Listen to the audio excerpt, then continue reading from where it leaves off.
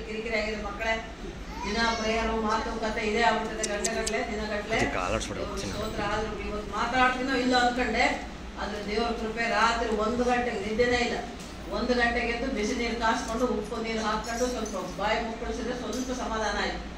ಈ ಬೆಳಗ್ಗೆಯಿಂದ ಬಿಸಿ ನೀರೇ ಕುಡಿತಾ ಇದ್ದೀನಿ, ಸ್ವಲ್ಪ ಪರವಾಗಿಲ್ಲ. ದೇವ್ರಿಗೆ ಸ್ತೋತ್ರ. ಮಗ ಸರಿಯಾಗಿಡಮ್ಮ.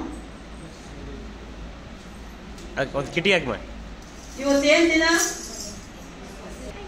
5ನೇ ತಲೆಮಾರು.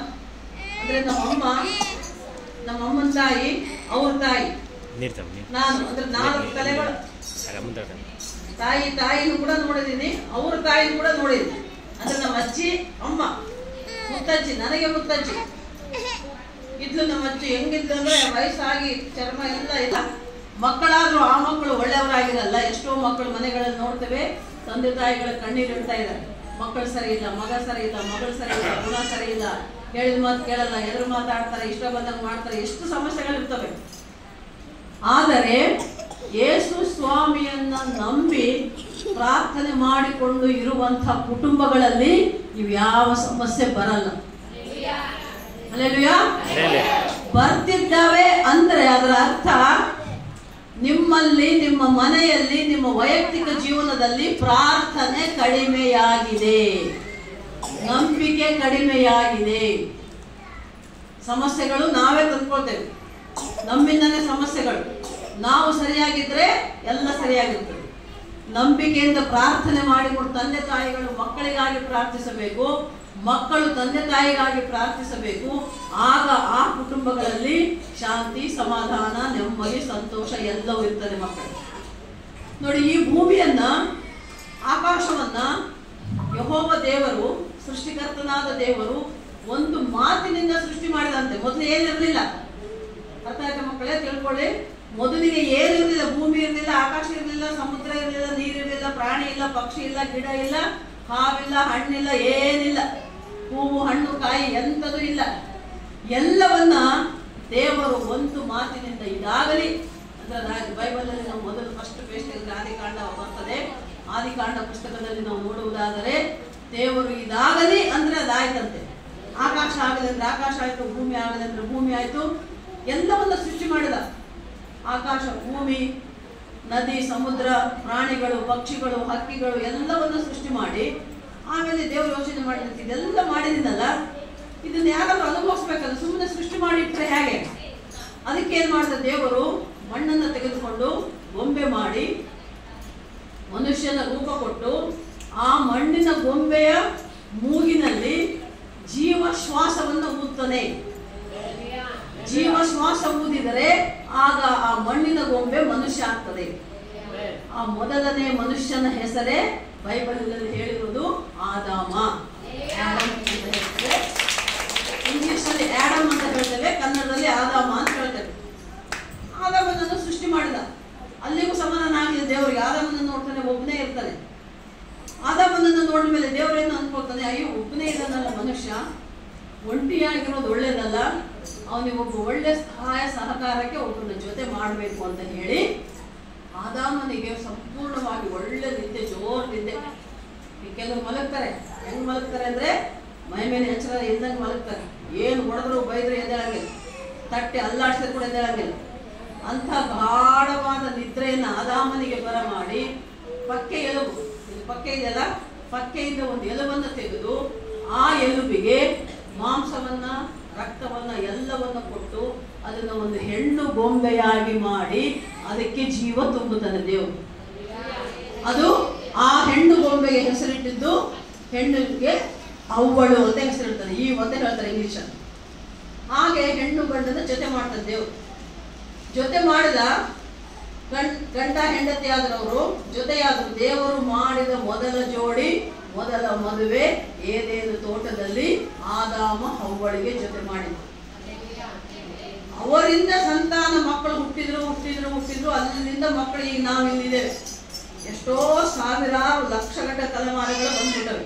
ಇಷ್ಟು ಜನರಾದ್ಮೇಲೆ ಈಗ ನಾವು ನಮ್ಮ ತಲೆಮಾರು ನಾವು ನೋಡ್ತಾ ಇದ್ದೇವೆ.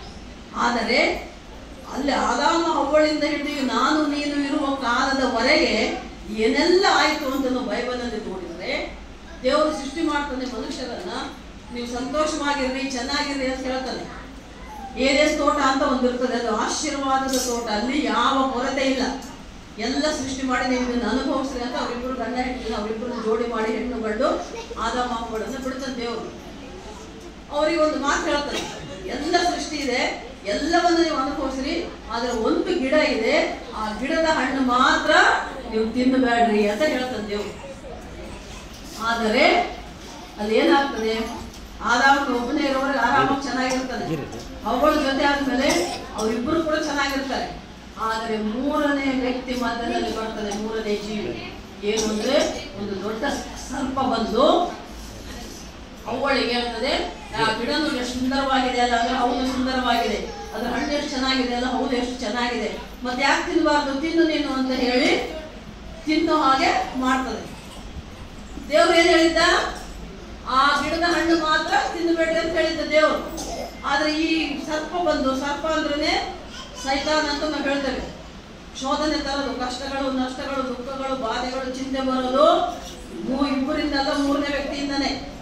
ಸಂಸಾರದಲ್ಲಿ ಕೂಡ ಅಷ್ಟೇ, ಗಂಡ ಹೆಂಡತಿ ಸಂತೋಷವಾಗಿರ್ತಾರೆ, ಅವ್ರು ಸಂತೋಷವಾಗಿರೋದನ್ನ ಸಹಿಸಲಾರದವ್ರು ಮೂರನೇವ್ರು ಯಾರೋ ಬಂದು ಗಂಡನ ಮೇಲೆ ಹೆಂಡತಿಗೆ, ಹೆಂಡತಿ ಮೇಲೆ ಗಂಡನಿಗೆ ಹೇಳಿ ಅವ್ರವ್ರ ಮೇಲೆ ಚಾಡಿ ಹೇಳಿ ಏನೇನೋ ಹೇಳಿ ಅವ್ರ ಜಗಳ ತಂಟೆ ಮಾಡಿ ಸಂಸಾರ ಗಂಡ ಹೆಂಡತಿ ಬೇರೆ ಆಗೋಗೆ ಮಾಡಿಬಿಡ್ತಾರೆ ಅಲ್ವಾ. ಈ ಲೋಕದ ರೀತಿಯಲ್ಲಿ ನಾವು ನೋಡಿದ್ವಿ.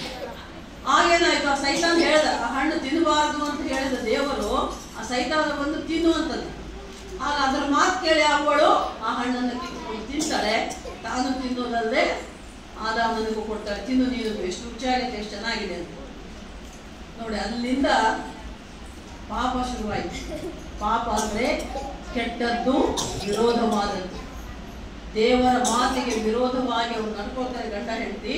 ಅಲ್ಲಿಂದ ಪಾಪ ಶುರುವಾಗ್ತದೆ. ಪಾಪ ಅಂದ್ರೆ ಏನು ಅಂದ್ರೆ ದೇವರ ಮಾತಿಗೆ ವಿರೋಧವಾಗಿ ನಡೆದುಕೊಳ್ಳುವುದು, ಕೆಟ್ಟದ್ದನ್ನ ಮಾಡುವುದು, ಕೆಟ್ಟದ್ದನ್ನ ಕೇಳುವುದು, ತಪ್ಪು ಮಾಡುವುದು, ವಿರೋಧ ಮಾಡುವುದು. ಆ ರೀತಿ ಶುರುವಾಗಿದ್ದು ಹಾಗೆ ಜನರು ವಿರೋಧವಾಗಿ ಮಾಡ್ತಾ ಬಂದರು. ಆಗ ದೇವರು ಏನ್ ಮಾಡ್ತಾನೆ, ಅವಾಗ ಏನಿರ್ತದೆ, ಪ್ರತಿದಿನ ದೇವರು ಬಂದು ಅವ್ರ ಜೊತೆ ಮಾತಾಡ್ತಾ ಇದ್ದಂತೆ, ಆದಾಮನ ಜೊತೆ. ಆದಾಮ ಎಲ್ಲಿದ್ದಿ ಅಂದಾಗ, ಅಯ್ಯ ನಾನು ಇಲ್ಲಿದ್ದೀನಿ ಸ್ವಾಮಿ ದೇವ ಅಂತ ಹೇಳ್ತಾ ಇದ್ದಂತೆ. ಅಷ್ಟೊಂದು ಒಳ್ಳೆ ಸಂಬಂಧ ಇತ್ತು ಮನುಷ್ಯನಾದ ಆದಾಮನಿಗೂ ತಂದೆಯಾದ ಸೃಷ್ಟಿಕರ್ತನಾದ ದೇವರಿಗೂ. ಮಾತು ಕತೆ ಬರೋದು ಹೋಗೋದು ನೋಡೋದು ಸಂಬಂಧ ಇತ್ತು. ಆದರೆ ಇವರು ಪಾಪ ಮಾಡಿ ದೇವರ ಮಾತಿಗೆ ವಿರುದ್ಧವಾಗಿ ನಡೆದುಕೊಂಡಾಗ ಏನಾಗುತ್ತೆ, ಆ ಸಂಬಂಧ ಕಳೆದು ಹೋಗುತ್ತೆ ಮಕ್ಕಳೇ. ಯಾಕೆ ಅಂದ್ರೆ ದೇವರು ಬರ್ತಾನೆ, ಅವ್ರು ಎಲ್ಲಿದ್ದಾರೆ, ಗಿಡದ ಮರೆಯಲ್ಲಿ ಮರೆ ಮಾಡ್ಕೊಂಡಿರ್ತಾರೆ, ಅವರು ಬಚ್ಚಿಟ್ಕೊಂಡಿರ್ತಾರೆ. ಯಾಕೆ ಬಚ್ಚಿಟ್ಕೊಳ್ತಾರೆ, ದೇವರ ಸಂಬಂಧ ಸಹವಾಸ ಇರೋವರೆಗೆ ಅವರಿಗೆ ನಾಚಿಕೆ ಭಯ ಇರಲಿಲ್ಲ. ಅವರ ದೇಹವು ಮಹಿಮಾ ವಸ್ತ್ರದಿಂದ ಬೆಳಕಿನಿಂದ ತುಂಬಿತ್ತಂತೆ. ಈಗ ನಾವೇನು ಬಟ್ಟೆಗಳು ತೊಡ್ತೇವಲ್ಲ, ನಮ್ಮ ಮಾನ ಮುಚ್ಕೊಳ್ಳೋಕೆ, ದೇಹ ಮುಚ್ಕೊಳ್ಳೋಕೆ, ಆ ಥರ ಈ ಥರ ಬಟ್ಟೆಗಳೇನು ಇರಲಿಲ್ಲ. ದೇವರ ಒಂದು ಮಹಿಮೆ ಬೆಳಕಿನಿಂದನೇ ಅವ್ರ ದೇಹ ಎಲ್ಲ ಮುಚ್ಚಿಕೊಂಡಿರ್ತಾ ಇದ್ದಂತೆ.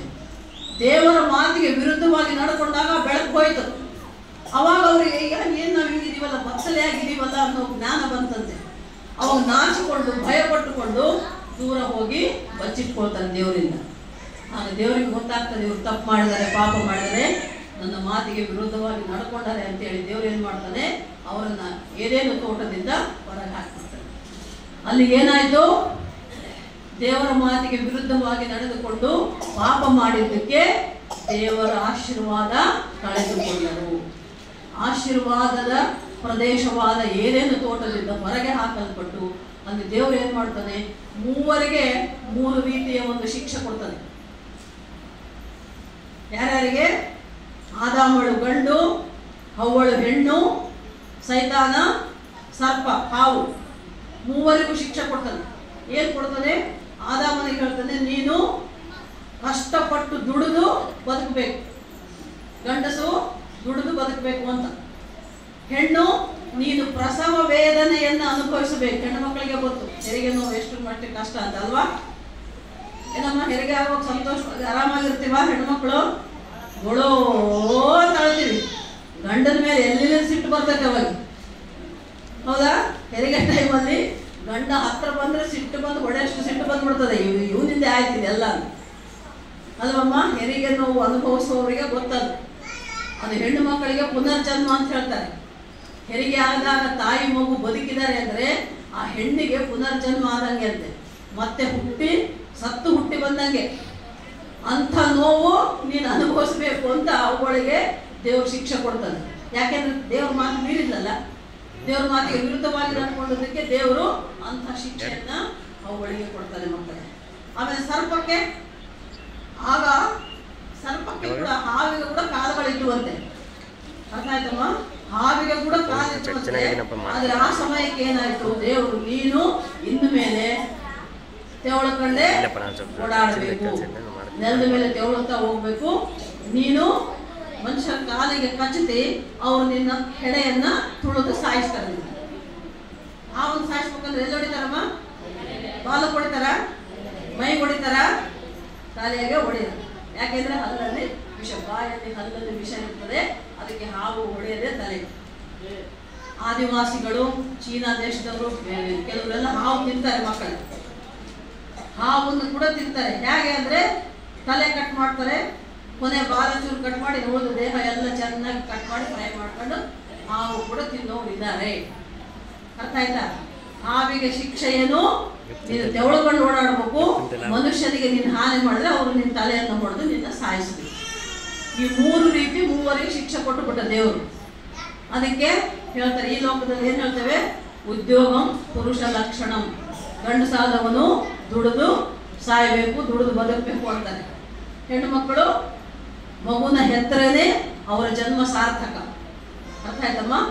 ಮಕ್ಕಳಾಗಿಲ್ಲ ಅಂದ್ರೆ ಎಷ್ಟು ನಾನಾ ರೀತಿ ಬೈತಾರೆ ಲೋಕದಲ್ಲಿ. ಅಯ್ಯೋ ಗಂಜೆ ಅಂತಾರೆ, ಮಕ್ಕಳಾಗಿಲ್ಲ, ಎಷ್ಟು ವರ್ಷ ಆಯ್ತು ಅಂತ ಹೆಂಗೆ ಅಂತ ಆ ಮಾತುಗಳು ಬಯಸ್ಕೊಳ್ತಾ ಇರಬೇಕು.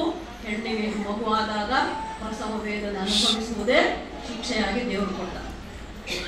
ಅಷ್ಟೆಲ್ಲ ಆದರೂ ಕೂಡ ಅಲ್ಲಿಂದ ತಲೆಮಾರುಗಳು ಬರುವಾಗ ಜನರು ದೇವರ ಮಾತನ್ನ ಕೇಳದೆ ಹೋದರು. ಸೃಷ್ಟಿ ಮಾಡಿದ ಸೃಷ್ಟಿಕರ್ತನಾದ ದೇವರು, ಆದ್ರೆ ಒಬ್ಬರಲ್ಲ ಒಬ್ಬರು ಒಂದಲ್ಲ ಒಂದು ರೀತಿ ವಿರೋಧವಾಗಿ ನಡ್ಕೊಳಕ್ ಶುರು ಮಾಡಿದ್ರು. ಪಾಪಗಳೇ ಮಾಡೋಕೆ ಶುರು ಮಾಡಿದ್ರು. ಜಗಳಗಳು, ಗಂಟೆಗಳು, ತಕರಾರುಗಳು, ದ್ವೇಷ, ಅಸೂಯೆ, ಹೆಣ್ಣು ಗಂಡು ಇಷ್ಟ ಬಂದಂಗೆ ಇರೋದು ಶುರುವಾದಾಗ ದೇವರಿಗೆ ಇದನ್ನು ನೋಡಿ ನೋಡಿ ಸಾಕಾಗ್ಬಿಟ್ಟು, ಇದೇನಿದು, ನಾನು ಸೃಷ್ಟಿ ಮಾಡಿದ ನನ್ನ ಮಕ್ಕಳು ಈ ತರ ಇರಲ್ಲ ಅಂತ ಹೇಳಿ ದೇವರು ಏನ್ ಮಾಡ್ತಾನೆ, ನಾವು ಹಳೆ ಒಡಂಬಡಿಕೆಯಲ್ಲಿ ನೋಡುವಾಗ ವಿಮೋಚನ ಕಾಂಡ 20ನೇ ಅಧ್ಯಾಯ 1ರಿಂದ 20 ವಚನಗಳು ನೋಡಿದ 17ರಲ್ಲಿ ದಶಾಜ್ಞೆಗಳು ಕೊಡ್ತಾರೆ. 10 ಆಜ್ಞೆಗಳು ಕೊಟ್ಟ. ಏನ್ ಕೊಟ್ಟ? ದೇವ್ರು ಏನ್ ಮಾಡ, ಸೃಷ್ಟಿಕರ್ತನಾದ ದೇವರು ಸೃಷ್ಟಿ ಮಾಡಿ ನೀವು ಸಂತೋಷವಾಗಿರ್ರಿ, ಚೆನ್ನಾಗಿ ತಿಂದು ಉಂಡು ಆರಾಮಾಗಿದ್ದು ನನ್ನನ್ನು ಸ್ತುತಿಸಿ ಕೊಂಡಾಡ್ರಿ ಅಂತ ದೇವ್ರು ಹೇಳ್ದ. ಆದ್ರೆ ಇವ್ರೇನ್ ಮಾಡಿದ್ರು, ಇವರೇ ಗೊಂಬೆಗಳು ಮಾಡಿಕೊಂಡು ದೇವರಿಂದ ಬಿಟ್ಟರು, ಸೃಷ್ಟಿ ಮಾಡಿದ ದೇವರಿಂದ ಬಿಟ್ಟರು, ಗೊಂಬೆಗಳು ಮಾಡ್ಕೊಂಡು ಗೊಂಬೆನ ಆರಾಧನೆ ಮಾಡೋಕೆ ಶುರು ಮಾಡಿದ್ರು, ಪೂಜೆ ಮಾಡೋಕೆ. ಅದು ದೇವರಿಗೆ ಸಿಟ್ಟು ಬಂತು. ಅದಕ್ಕೆ ಏನ್ ಮಾಡಿದ ದೇವರು? ದಶಾಜ್ಞೆಗಳನ್ನು ಕೊಟ್ಟು, ಮೊದಲನೇ ಆಜ್ಞೆ, ದೇವರು ನಾನು ನಿನ್ನ ತಂದೆಯಾದ ದೇವರು, ನಿನ್ನನ್ನು ಸೃಷ್ಟಿಸಿದ್ದ ದೇವರು ನಾನು ಒಬ್ಬನೇ, ನನ್ನ ಬಿಟ್ಟು ನೀವು ಬೇರೆ ಯಾರನ್ನು ಪೂಜೆ ಮಾಡಬಾರದು, ಯಾವ ಮೂರ್ತಿಗಳು ಮಾಡಿಕೊಳ್ಳಬಾರದು. ಫೋಟೋ ಆಗಲಿ, ವಿಗ್ರಹ ಆಗಲಿ, ಮೂರ್ತಿ ಆಗಲಿ, ಗೊಂಬೆ ಆಗಲಿ ಮಾಡಬಾರದು. ಭೂಮಿಯಲ್ಲಿ, ಆಕಾಶದಲ್ಲಿ, ನೀರಿನಲ್ಲಿ ಯಾವುದೂ ಇರಬಾರದು. ಆದ್ರೂ ದೇವರು ಜನರು ಏನ್ ಮಾಡ್ತಾ ಇದ್ದಾರೆ, ಹಗಲೆಲ್ಲ ಗಿಡ ಮರ ಪೂಜೆ ಮಾಡ್ತಾರೆ, ಗಂಗಾ ಪೂಜೆ ಅಂತ ನೀರಿಗೆ ಪೂಜೆ ಮಾಡ್ತಾರೆ. ಇದೆಲ್ಲವೂ ಏನಿದು? ದೇವರು ಸೃಷ್ಟಿ ಮಾಡಿದ ಸೃಷ್ಟಿ ಇದು. ಸೃಷ್ಟಿ ಮಾಡಿದ ಸೃಷ್ಟಿಕರ್ತನನ್ನು ಬಿಟ್ಟು ಆತ ಮಾಡಿದ ಸೃಷ್ಟಿಯನ್ನೇ ಪೂಜೆ ಮಾಡಕ್ಕೆ ಶುರು ಮಾಡ್ಕೊಂಡ್ಬಿಟ್ರು ಜನರು. ಅದಕ್ಕೆ ಸಿಟ್ಟು ಬಂದು ದೇವರಿಗೆ ದುಃಖ ಆಯ್ತು. ಸಿಟ್ಟಿಗಿಂತ ಹೆಚ್ಚಾಗಿ ದುಃಖ ಆಗ್ತದೆ, ಏನು ನನ್ನ ಮಕ್ಕಳು ಹೀಗಾದ್ರು ಅಂತ. ಅದಕ್ಕೆ ಏನ್ ಮಾಡಿದ್ರು ದೇವರು? ದಶಾಜ್ಞೆಗಳನ್ನು ಕೊಟ್ಟ. ಶಬ್ದದ ರೂಪದಲ್ಲಿ ಎಚ್ಚರಿಕೆ ಕೊಟ್ಟ ಜನರಿಗೆ, ಬೆಂಕಿಯ ರೂಪದಲ್ಲಿ ಕಾಣಿಸಿಕೊಂಡ, ಪ್ರಳಯವಾಗಿ ಜಲಪ್ರಳಯ ಮಾಡಿ ನೀರಿನ ರೂಪದಲ್ಲಿ ಕಾಣಿಸಿಕೊಂಡ. ಆದರೂ ಜನರು ದೇವರ ಮಾತನ್ನ ಕೇಳಲಿಲ್ಲ. ಅವರು ಇಷ್ಟ ಬಂದಂಗೆ ಮಾಡ್ತಾ ಬಂದರು. ಅದನ್ನ ನೋಡಿ ನೋಡಿ ಸಾಕಾಗಿ ಕೊನೆಯಲ್ಲಿ ದೇವರು ಏನ್ ಮಾಡ್ತಾನೆ, ದೂರದಿಂದ ಹೇಳಿದ್ರೆ ಕೇಳ್ತಾ ಇಲ್ಲ ಇವರು, ನಾನು ಆಕಾಶದಿಂದ ಇವ್ರು ಹೇಳ್ತಾ ಇದ್ದೀನಿ ಕೇಳ್ತಾ ಇಲ್ಲ. ಅದಕ್ಕೆ ಅವರು ಈಗ ನೋಡಿ ನಾವೇ ಒಂದು ಮಾತು, ಈಗ ನಾವು ಬೆಂಗಳೂರಲ್ಲಿ ಇದೀವಿ ಅಂತ ತಿಳ್ಕೊಂಡು, ಅಪ್ಪಾಜಿ ನಾನು ಬೆಂಗಳೂರಲ್ಲಿ ಇರ್ತೇವೆ, ಸೋಮಲಾಪುರದಲ್ಲಿರೋರಿಗೆ ಮಹಾರಾಷ್ಟ್ರ ರಾಮಯ್ಯ ಫೋನ್ ಮಾಡಿ, ನೋಡಪ್ಪ ಈ ಥರ ಮಾಡಿ ಹಿಂಗಿದೆ ವಿಷಯ ಅಂತ ಹೇಳಿದಾಗ ಆ ವಿಷಯಕ್ಕೆ ತಕ್ಕಂತೆ ನಡ್ಕೊಂಡು ನಾವು ಹೇಳಿದ ಕೆಲಸ ಮಾಡಿದ್ರೆ ಸಂತೋಷ. ಮಾಡ್ತೀವಿ ಅಂತ ಹೇಳಿ ಮಾಡದೇ ಇದ್ರೆ ನಮ್ಗೆ ಹೆಂಗ್ ಗೊತ್ತಾಗುತ್ತೆ? ಮಾಡಲ್ಲ ಅನ್ಕೊಂಡ್ಬಿಡ್ತೀವಿ ಅಲ್ವಾ? ಮಾಡ್ತೀವಿ ಅಂತ ಬಾಯಿ ಮಾತಂದು ಹೇಳ್ತಾರೆ, ಆದ್ರೆ ಮಾಡಿರಲ್ಲ. ಮಾಡಿದವರು ಬಿಟ್ಟಿದವರು ಹೆಂಗ್ ಗೊತ್ತಾಗುತ್ತೆ?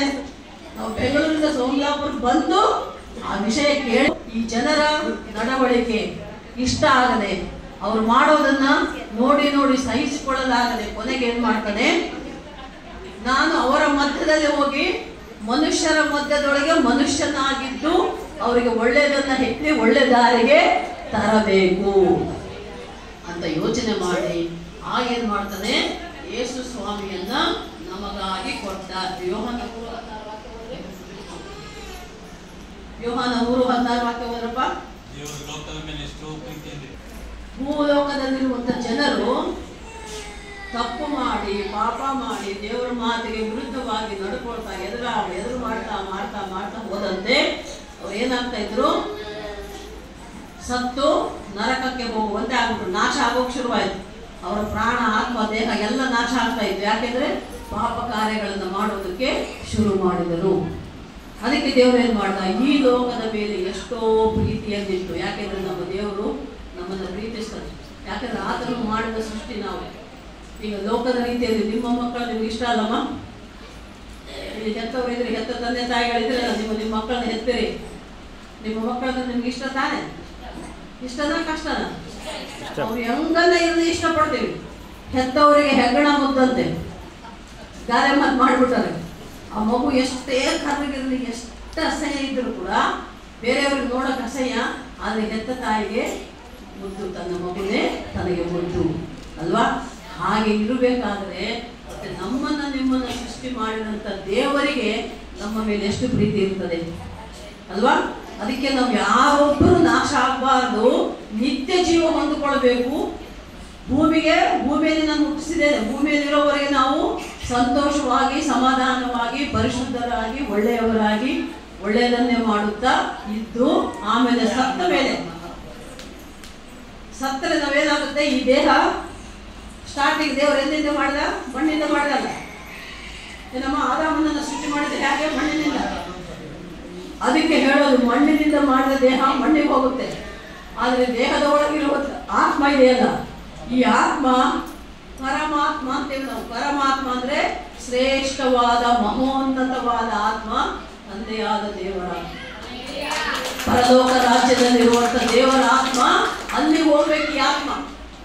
ಅದು ನಾವು ನಿತ್ಯ ಜೀವ ಹೊಂದಿಕೊಳ್ಳೋದು ಅಂತ. ಪರಲೋಕ ರಾಜ್ಯಕ್ಕೆ ನಾವು ಹೋಗಬೇಕು. ಭೂಲೋಕದಲ್ಲಿ ಇದು ನಾಶ ಆಗಿ ನರಕಕ್ಕೆ ಹೋಗಿ, ಆ ನರಕ ಅಂದ್ರೆ ಹೇಗಿರುತ್ತೆ ಅಂತೆ, ದೊಡ್ಡ ಬೆಂಕಿಯ ಹೊಂಡ ಅಂತೆ, ಅದರಲ್ಲಿ ಹುಳುಗಳಿರ್ತಾವಂತೆ.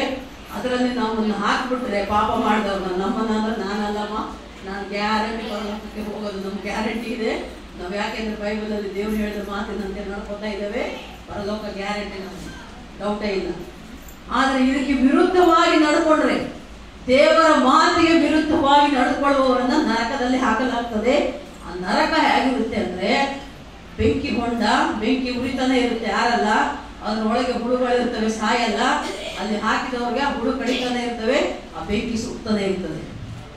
ಅಂತ ಒಂದು ನರಕ ಯಾತನೆ, ನೋವು, ತಪ್ಪಿಸಲಾರದ ನೋವು, ತಪ್ಪಲಾರದ ನೋವು ಇರ್ತದಂತೆ.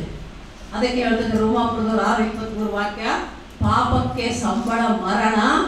ಮರಣ ಅಂದ್ರೆ ನರಕ. ತಪ್ಪು ಮಾಡಿದ್ರೆ, ಪಾಪ ಮಾಡಿದ್ರೆ, ದೇವರ ಮಾತಿಗೆ ವಿರುದ್ಧವಾಗಿ ನಡ್ಕೊಂಡ್ರೆ, ತಂದೆ ತಾಯಿ ಮಾತಿಗೆ ವಿರುದ್ಧವಾಗಿ ನಡ್ಕೊಂಡ್ರೆ, ಪಾಸ್ಟರ್ ಸೇವಕರ ಮಾತಿಗೆ ವಿರುದ್ಧವಾಗಿ ನಡ್ಕೊಂಡ್ರೆ ಗ್ಯಾರಂಟಿ ಮರಣ, ಮರಣದಿಂದ ನರಕ. ಆದರೆ ಅದೇ ವಾಕ್ಯ ಹೇಳ್ತದೆ, ಕ್ರಿಸ್ತ ಯೇಸುವಿನಲ್ಲಿ ನಮಗೆ ಸಿಗುವುದು ಉಚಿತಾರ್ಥವರ ನಿತ್ಯ ಜೀವ. ಉಚಿತಾರ್ಥವರ ಅಂತ ಇದೆ ಕನ್ನಡ ಬೈಬಲಲ್ಲಿ. ಅಂದ್ರೆ ಏನು? Free gift.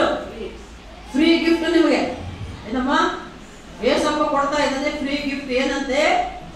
ನಿತ್ಯ ಜೀವ. ಪರಲೋಕಕ್ಕೆ ನಾವು ಹೋಗುವುದಕ್ಕೆ ಯೇಸು ಸ್ವಾಮಿನ ನಂಬಿದರೇನೆ ಸಾಧ್ಯ. ಯೇಸು ಸ್ವಾಮಿನ ನಂಬಿದ ಪ್ರತಿಯೊಬ್ಬರು ಪರಲೋಕ ರಾಜ್ಯಕ್ಕೆ ವಾರಸುದಾರರು. ಪರಲೋಕ ರಾಜ್ಯ ನಮ್ಮದೇ, ಗ್ಯಾರಂಟಿ, ಡೌಟೇ ಇಲ್ಲ. ಯಾರಿಗೆ? ಎಲ್ಲರಿಗಲ್ಲ. ಇಲ್ಲಿ ಬಂದಿರೋದು ಎಲ್ಲರೂ ಪರಲೋಕಕ್ಕೆ ಹೋಗ್ತೀರಿ ಅಂತ ಗ್ಯಾರಂಟಿ ಇಲ್ಲ ಮಕ್ಕಳೇ. ಚರ್ಚಿಗೆ ಬಂದಿರಿ, ಬೈಬಲ್ ಇಟ್ಕೊಂತೀರಿ, ಬೈಬಲ್ ಓದ್ತೀರಿ, ಹಾಡಾಡ್ತೀರಿ, ಆರಾಧನೆ ಮಾಡ್ತೀರಿ, ಪ್ರಾರ್ಥನೆ ಮಾಡ್ತೀರಿ, ಆದರೂ ಇನ್ನೂ ಗ್ಯಾರಂಟಿ ಕಾರ್ಡ್ ಇಲ್ಲ ನಿಮಗೆ ಪರಲೋಕಕ್ಕೆ ಹೋಗೋಕೆ. ಯಾಕೆ? ವಾಕ್ಯದ ಪ್ರಕಾರ ನಾವು ನಡ್ಕೋಬೇಕು. ಯೇಸು ಸ್ವಾಮಿ ಹೇಳಿದ ಮಾತಿನಂತೆ ನಾವು ನಡ್ಕೊಳ್ಬೇಕು. ಯೇಸು ಸ್ವಾಮಿ ಏನ್ ಹೇಳಿದ? ಹಳೆ ಒಡಂಬಡಿಕೆಯಲ್ಲಿ ತಂದೆಯಾದ ಯೆಹೋವ ದೇವರು 10 ಆಜ್ಞೆಗಳು ಕೊಟ್ಟ. ಆ 10 ಆಜ್ಞೆಗಳೇನು ಅಂದ್ರೆ, ದೇವರು ಒಬ್ಬನೇ, ಆ ವಿಗ್ರಹ ಆರಾಧನೆ ಮಾಡಬಾರದು, ದೇವರು ಒಬ್ಬನೇ ಇರದೆ ಅದನ್ನ ಆತ್ಮದಿಂದ ನಾವು ಆರಾಧಿಸಬೇಕು. ಸಭ್ಯದ ದಿನ ಅಂದ್ರೆ ಆದಿತ್ಯವಾರ ಆರಾಧನೆ ತಪ್ಪಿಸಬಾರದು, ಸುಳ್ಳು ಆಣೆ ಪ್ರಮಾಣ ಮಾಡಬಾರದು, ತಂದೆ ತಾಯಿಯನ್ನ ಸನ್ಮಾನಿಸಬೇಕು, ಕಳ್ಳತನ ಮಾಡಬಾರ್ದು, ಸುಳ್ಳು ಹೇಳಬಾರ್ದು, ಮೋಸ ಮಾಡಬಾರ್ದು, ಯಾರನ್ನು ಸಾಯಿಸಬಾರದು, ನರಹತ್ಯೆ ಮಾಡಬಾರದು, ಇನ್ನೊಬ್ಬರ ವಸ್ತುವನ್ನು ಆಶಿಸಬಾರದು, ಇನ್ನೊಬ್ಬರ ಗಂಡ ಹೆಂಡತಿ ಕೆಲಸದವರು ಆಳುಗಳು ಯಾರೇ ಇದ್ರು ಕೂಡ ಅವರನ್ನು ಕೂಡ ನಾವು ಆಶೆ ಪಡಬಾರದು ಅಂತ ಹೇಳಿದ ವಾಕ್ಯ. 10 ಆಜ್ಞೆಗಳು ಕೊಟ್ಟ ದೇವರು. ಈ 10 ಆಜ್ಞೆಗಳನ್ನ ಆಗಿನ ಕಾಲಕ್ಕೆ ಜನರು ಅನುಸರಿಸಲಿಲ್ಲ. ಆ 10 ಆಜ್ಞೆ ಪ್ರಕಾರ ನಡ್ಕೊಂಡ್ರೇನೆ ನಿತ್ಯ ಜೀವ, ನಮಗೆ ಪರಲೋಕ ರಾಜ್ಯ, ಸ್ವರ್ಗ, ಸುಖ, ಮೋಕ್ಷ. ಇಲ್ಲಾಂದ್ರೆ ಕಷ್ಟ, ದುಃಖ, ನರಕ. ಆದ್ರೆ ಯೇಸು ಸ್ವಾಮಿ ಬಂದ. ಯಾಕೆ ಬಂದ ಯೇಸು ಸ್ವಾಮಿ ಅಂದ್ರೆ ಪಾಪಿಗಳನ್ನು ಹುಡುಕಿ ರಕ್ಷಿಸುವುದಕ್ಕೆ. ಅದಕ್ಕೆ ದೇವರ ವಾಕ್ಯ ಹೇಳ್ತಾ ಇದೆ, ಯೇಸು ಸ್ವಾಮಿ ಹುಟ್ಟಿ ಬರಬೇಕಾಯ್ತು. ಹೇಳಿದ್ರೆ ನಾನು ಬೆಂಗಳೂರಲ್ಲಿ ಇದ್ದು ಸೋಮಲಾಪುರದಲ್ಲಿ ಇದ್ದವ್ರಿಗೆ ಮಾಡ್ರಿ ಅಂದ್ರೆ ಕೆಲಸ ಮಾಡಿಲ್ಲ ಅಂದ್ರೆ ಅದು ನೋಡೋದು ನಾವು ಯಾವಾಗ ಬೆಂಗಳೂರಿಂದ ಸೋಮಲಾಪುರಕ್ಕೆ ಬಂದ ಮೇಲೆ ಗೊತ್ತಾಗೋದು ಅದು ಆಗಿದೆಯಾ ಇಲ್ಲ ಅಂತ. ಅದೇ ರೀತಿಯಲ್ಲಿ ದೇವರೇನ್ ಮಾಡ್ದ? ಪರಲೋಕ ರಾಜ್ಯದಿಂದ ಭೂಲೋಕದಲ್ಲಿ ನರ ಮನುಷ್ಯನಾಗಿ ಯೇಸು ಸ್ವಾಮಿಯಾಗಿ ಹುಟ್ಟಿ ಬರಬೇಕಾಯಿತು ಮಕ್ಕಳೇ. ಅದನ್ನ ಸ್ವಲ್ಪ ಧ್ಯಾನ ಮಾಡೋಣ. ಮತ್ತಾಯ ಸುವಾರ್ತೆ 1ನೇ ಅಧ್ಯಾಯ 18ರಿಂದ 23 ಓದಮ್ಮ. ಯೇಸು ಸ್ವಾಮಿ ಹೇಗೆ ಹುಟ್ಟಿದ ಅನ್ನೋದನ್ನ ನಾವು ಇವತ್ತು ಆತನ ಬರ್ತಡೇ ಇರೋದ್ರಿಂದ ಆತನ ಹುಟ್ಟು ಜನನ ಹೇಗಾಯಿತು ಅಂತ ಧ್ಯಾನ ಮಾಡೋಣ.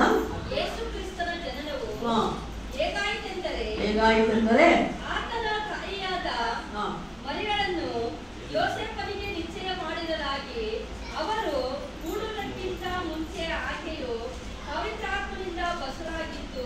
ಆಮೇಲೆ ಹೇಗಾಯ್ತು ಹುಟ್ಟು? ಯೇಸು ಸ್ವಾಮಿ ಅಂದ್ರೆ ದೇವರೇ ಮನುಷ್ಯನಾಗಿ ಹುಟ್ಟಿ ಬರೋದಕ್ಕೆ ಏನ್ ಮಾಡ್ತಾನೆ? ದೇವರು ಒಬ್ಬ ಹೆಣ್ಣನ್ನ ಆರಿಸಿಕೊಳ್ತಾನೆ.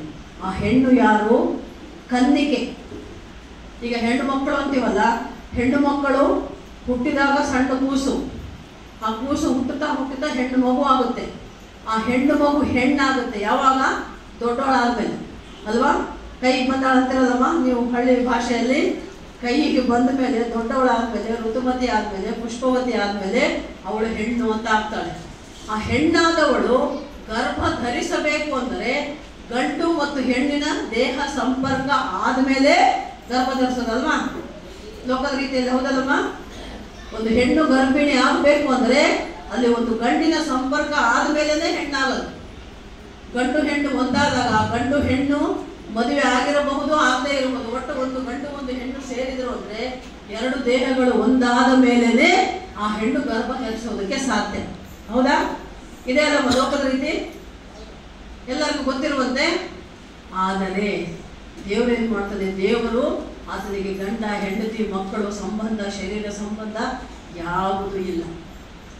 ಆತನ ಏನ್ ಮಾಡ್ತಾನೆ? ನಾನು ಹೇಳಿದ ಮಾತು ಶಬ್ದವಾಗಿ, ಬೆಂಕಿಯಾಗಿ, ಗಾಳಿಯಾಗಿ, ಜಲವಾಗಿ ಬಂದು ಹೇಳಿದ್ರು ಇವ್ರು ಕೇಳ್ತಾ ಇಲ್ಲಲ್ಲ, ಅದಕ್ಕೆ ಮನುಷ್ಯನಾಗಿ ಮನುಷ್ಯರೊಳಗೆ ಹೋಗಿ ನಾನು ಹೇಳಬೇಕು ಅಂತ ಹೇಳಿ ಯೇಸು ಸ್ವಾಮಿ ಹುಟ್ಟೋ ಹಾಗೆ ಮಾಡ್ತಾನೆ. ಆದ್ರೆ ಯೇಸು ಸ್ವಾಮಿ ಜನನ ಒಬ್ಬ ಕನ್ನಿಕೆಯ ಗರ್ಭದಲ್ಲಿ ಪರಿಶುದ್ಧಾತ್ಮನಿಂದ, ಪವಿತ್ರಾತ್ಮನಿಂದ ಆ ಕನ್ಯೆ ಮರಿಯಳು, ಆಯಮ್ಮನ ಹೆಸರು ಮರಿಯಳು ಅಂತ ಇರ್ತದೆ, ಆ ಮರಿಯಳನ್ನು ಆರಿಸಿಕೊಳ್ತಾನೆ.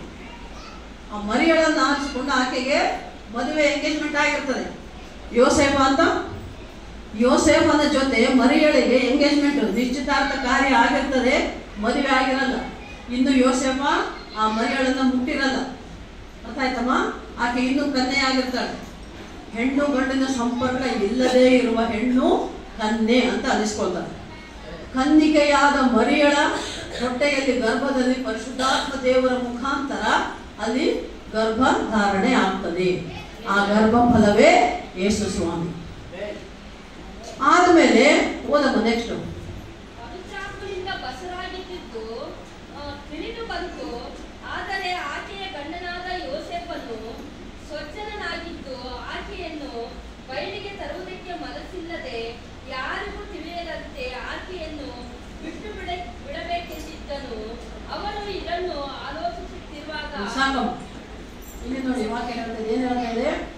ಯೋಸೇಫಿಗೂ ಮರಿಯಳಿಗೂ ಎಂಗೇಜ್ಮೆಂಟ್ ಆಯಿತು, ಇನ್ನು ಮದುವೆ ಆಗಿಲ್ಲ. ಆ ಮದುವೆ ಆಗೋದಕ್ಕಿಂತ ಮುಂಚೆನೆ, ಎಂಗೇಜ್ಮೆಂಟ್ ಆದಮೇಲೆ ಮದುವೆಗೆ ಮುಂಚೆ ಮರಿಯಳು ಗರ್ಭಿಣಿ ಆಗ್ತಾಳೆ. ಅವಾಗ ಏನು ಮಾತಾಡ್ತಾರಮ್ಮ ಲೋಕದ ಜನರು, ಲೋಕದಲ್ಲಿದ್ದವ್ರು ಏನಂತಾರೆ, ಅಯ್ಯೋ ಇನ್ನು ಮದುವೆನೇ ಆಗಿಲ್ಲ, ಅವಾಗೆ ಗರ್ಭಿಣಿ ಆಗ್ಬಿಟ್ಟಲ್ಲ, ಏನೋ ಕೆಟ್ಟ ಕೆಲಸ ಮಾಡಿದಾಳೆ, ಕೆಟ್ಟದಾಯಿತು, ಮೋಸ ಆಯಿತು, ದ್ರೋಹ ಆಯಿತು ಅಂತ ಅನಿಸುತ್ತಲ್ಲ ಎಲ್ಲರಿಗೆ. ಹಾಗೆ ಯೋಸೇಫನಿಗೆ ಗೊತ್ತಾದಾಗ, ಮರಿಯಳು ಗರ್ಭಿಣಿ ಆಗಿದ್ದಾಳೆ ಅಂತ ಗೊತ್ತಾದ ಮೇಲೆ ಅವನಿಗೆ ಮನಸ್ಸಲ್ಲಿ ಬೇಜಾರಾಗ್ತದೆ. ಏನು ಮಾಡಬೇಕಪ್ಪ ಅಂತ ನೋಡಿದವ್ರು ಏನು ಅನ್ಕೊಂತಾರೆ, ಇನ್ನು ಮದುವೆನೇ ಆಗಿಲ್ಲ, ನಾನು ಆ ಎಂಬನ ಮುಟ್ಟೇ ಇಲ್ಲ. ಯೋಸೇಫ ಮರಿಯಳನ್ನ ಕೈ ಕೂಡ ಮುಟ್ಟಿಲ್ಲ, ಮೈ ಕೂಡ ಮುಟ್ಟಿಲ್ಲ, ಆದರೆ ಗರ್ಭಿಣಿ ಆಗಿದ್ದಾಳೆ. ನೋಡಿದವ್ರು ಏನಂತಾರೆ, ನನಗೆ ನನ್ನ ಕುಟುಂಬಕ್ಕೆ ಅಪವಾದ ಬರ್ತದೆ, ಕೆಟ್ಟ ಹೆಸರು ಬರ್ತದೆ ಅಂದ್ಬಿಟ್ಟು ಅವನ ಮನಸ್ಸಿನಲ್ಲೇ ಯೋಚನೆ ಮಾಡ್ತಾ ಇದ್ದಂತೆ. ಏನಂತ, ಆಕೆಯನ್ನು ಬಿಟ್ಟು ಬಿಡಬೇಕು. ಎಂಗೇಜ್ಮೆಂಟ್ ಆಗಿದೆ, ಮದುವೆ ಆಗಿಲ್ಲ, ಗರ್ಭಿಣಿ ಆಗಿದ್ದಾಳೆ, ಅದಕ್ಕೆ ಆಕೆಯನ್ನು ಬಿಟ್ಟು ಬಿಡಬೇಕು ಅಂತ ಯೋಚನೆ ಮಾಡ್ತಾನೆ.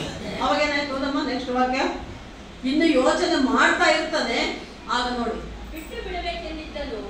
ಅವನು ಇದನ್ನು ಆಲೋಚಿಸುತ್ತಿರುವಾಗ ಕರ್ತನ ದೂತನು ಅವನಿಗೆ ಕನಸಿನಲ್ಲಿ ಕಾಣಿಸಿಕೊಂಡನು.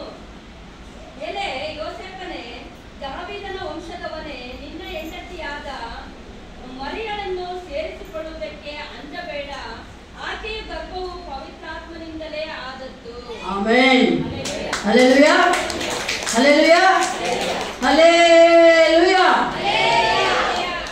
ಯೋಸೇಫನಿಗೆ ಯೋಚನೆ ಬಂತು, ಏನಪ್ಪ ನಾನು ಇನ್ನ ಹುಟ್ಟಿಲ್ಲ, ಏನಿಲ್ಲ, ಮದುವೆ ಆಗಿಲ್ಲ, ಏನಿಲ್ಲ, ಗರ್ಭಿಣಿ ಆಗಳೆ, ಈಗಿನ ಸಹವಾಸ ಬೇಡ, ನನಗೆ ಬಿಟ್ಟು ಬಿಡೋಣ ಅಂತ ಯೋಚನೆ ಮಾಡ್ತಾ ಇತ್ತಂತ. ಇನ್ನ ಯೋಚನೆ ಮಾಡುವಾಗಲೇ ದೇವದೂತ ಪ್ರತ್ಯಕ್ಷ ಆಗ್ತಾನೆ. ದೇವದೂತ ಪ್ರತ್ಯಕ್ಷ ಆಗಿ ಹೇಳ್ತಾನೆ, ಯೇಸಪ್ಪ ಏನು ನಿನಗೆ ತಲೆಗಿಲ್ಲ ಐತಿಲ್ಲಪ್ಪ, ಆ ಅಮ್ಮ ಯಾವ ಗಂಡಿನ ಸಂಪರ್ಕ ಮಾಡಿಲ್ಲ, ಯಾವ ಗಂಡಿನ ಜೊತೆ ಏನು ಸಹವಾಸ ಇಲ್ಲ, ಆಕೆ ಗರ್ಭ ಧರಿಸಿರುವುದು ಯಾರಿಂದ? ಪವಿತ್ರಾತ್ಮನಿಂದಲೇ. ಹೆಣ್ಣು ಗಂಡಿನ ಸಂಪರ್ಕ ಇಲ್ಲದೇನೆ ದೇವರ ಆತ್ಮನಿಂದ ಕನ್ಯೆ ಮರಿಯಳ ಗರ್ಭದಲ್ಲಿ ಯೇಸು ಸ್ವಾಮಿ ಹುಟ್ಟುತ್ತಾನೆ. ಮುಂದೆ ಓದಮ್ಮ. ಪವಿತ್ರಾತ್ಮನಿಂದಲೇ ಆದದ್ದು. ಆಕೆಯು ಒಬ್ಬ ಮಗುವನ್ನು ಹೇಳುವಳು, ಹಡೆಯುವಳು. ನೀನು ಆತನಿಗೆ ಯೇಸು ಎಂದು ಹೆಸರಿಡಬೇಕು.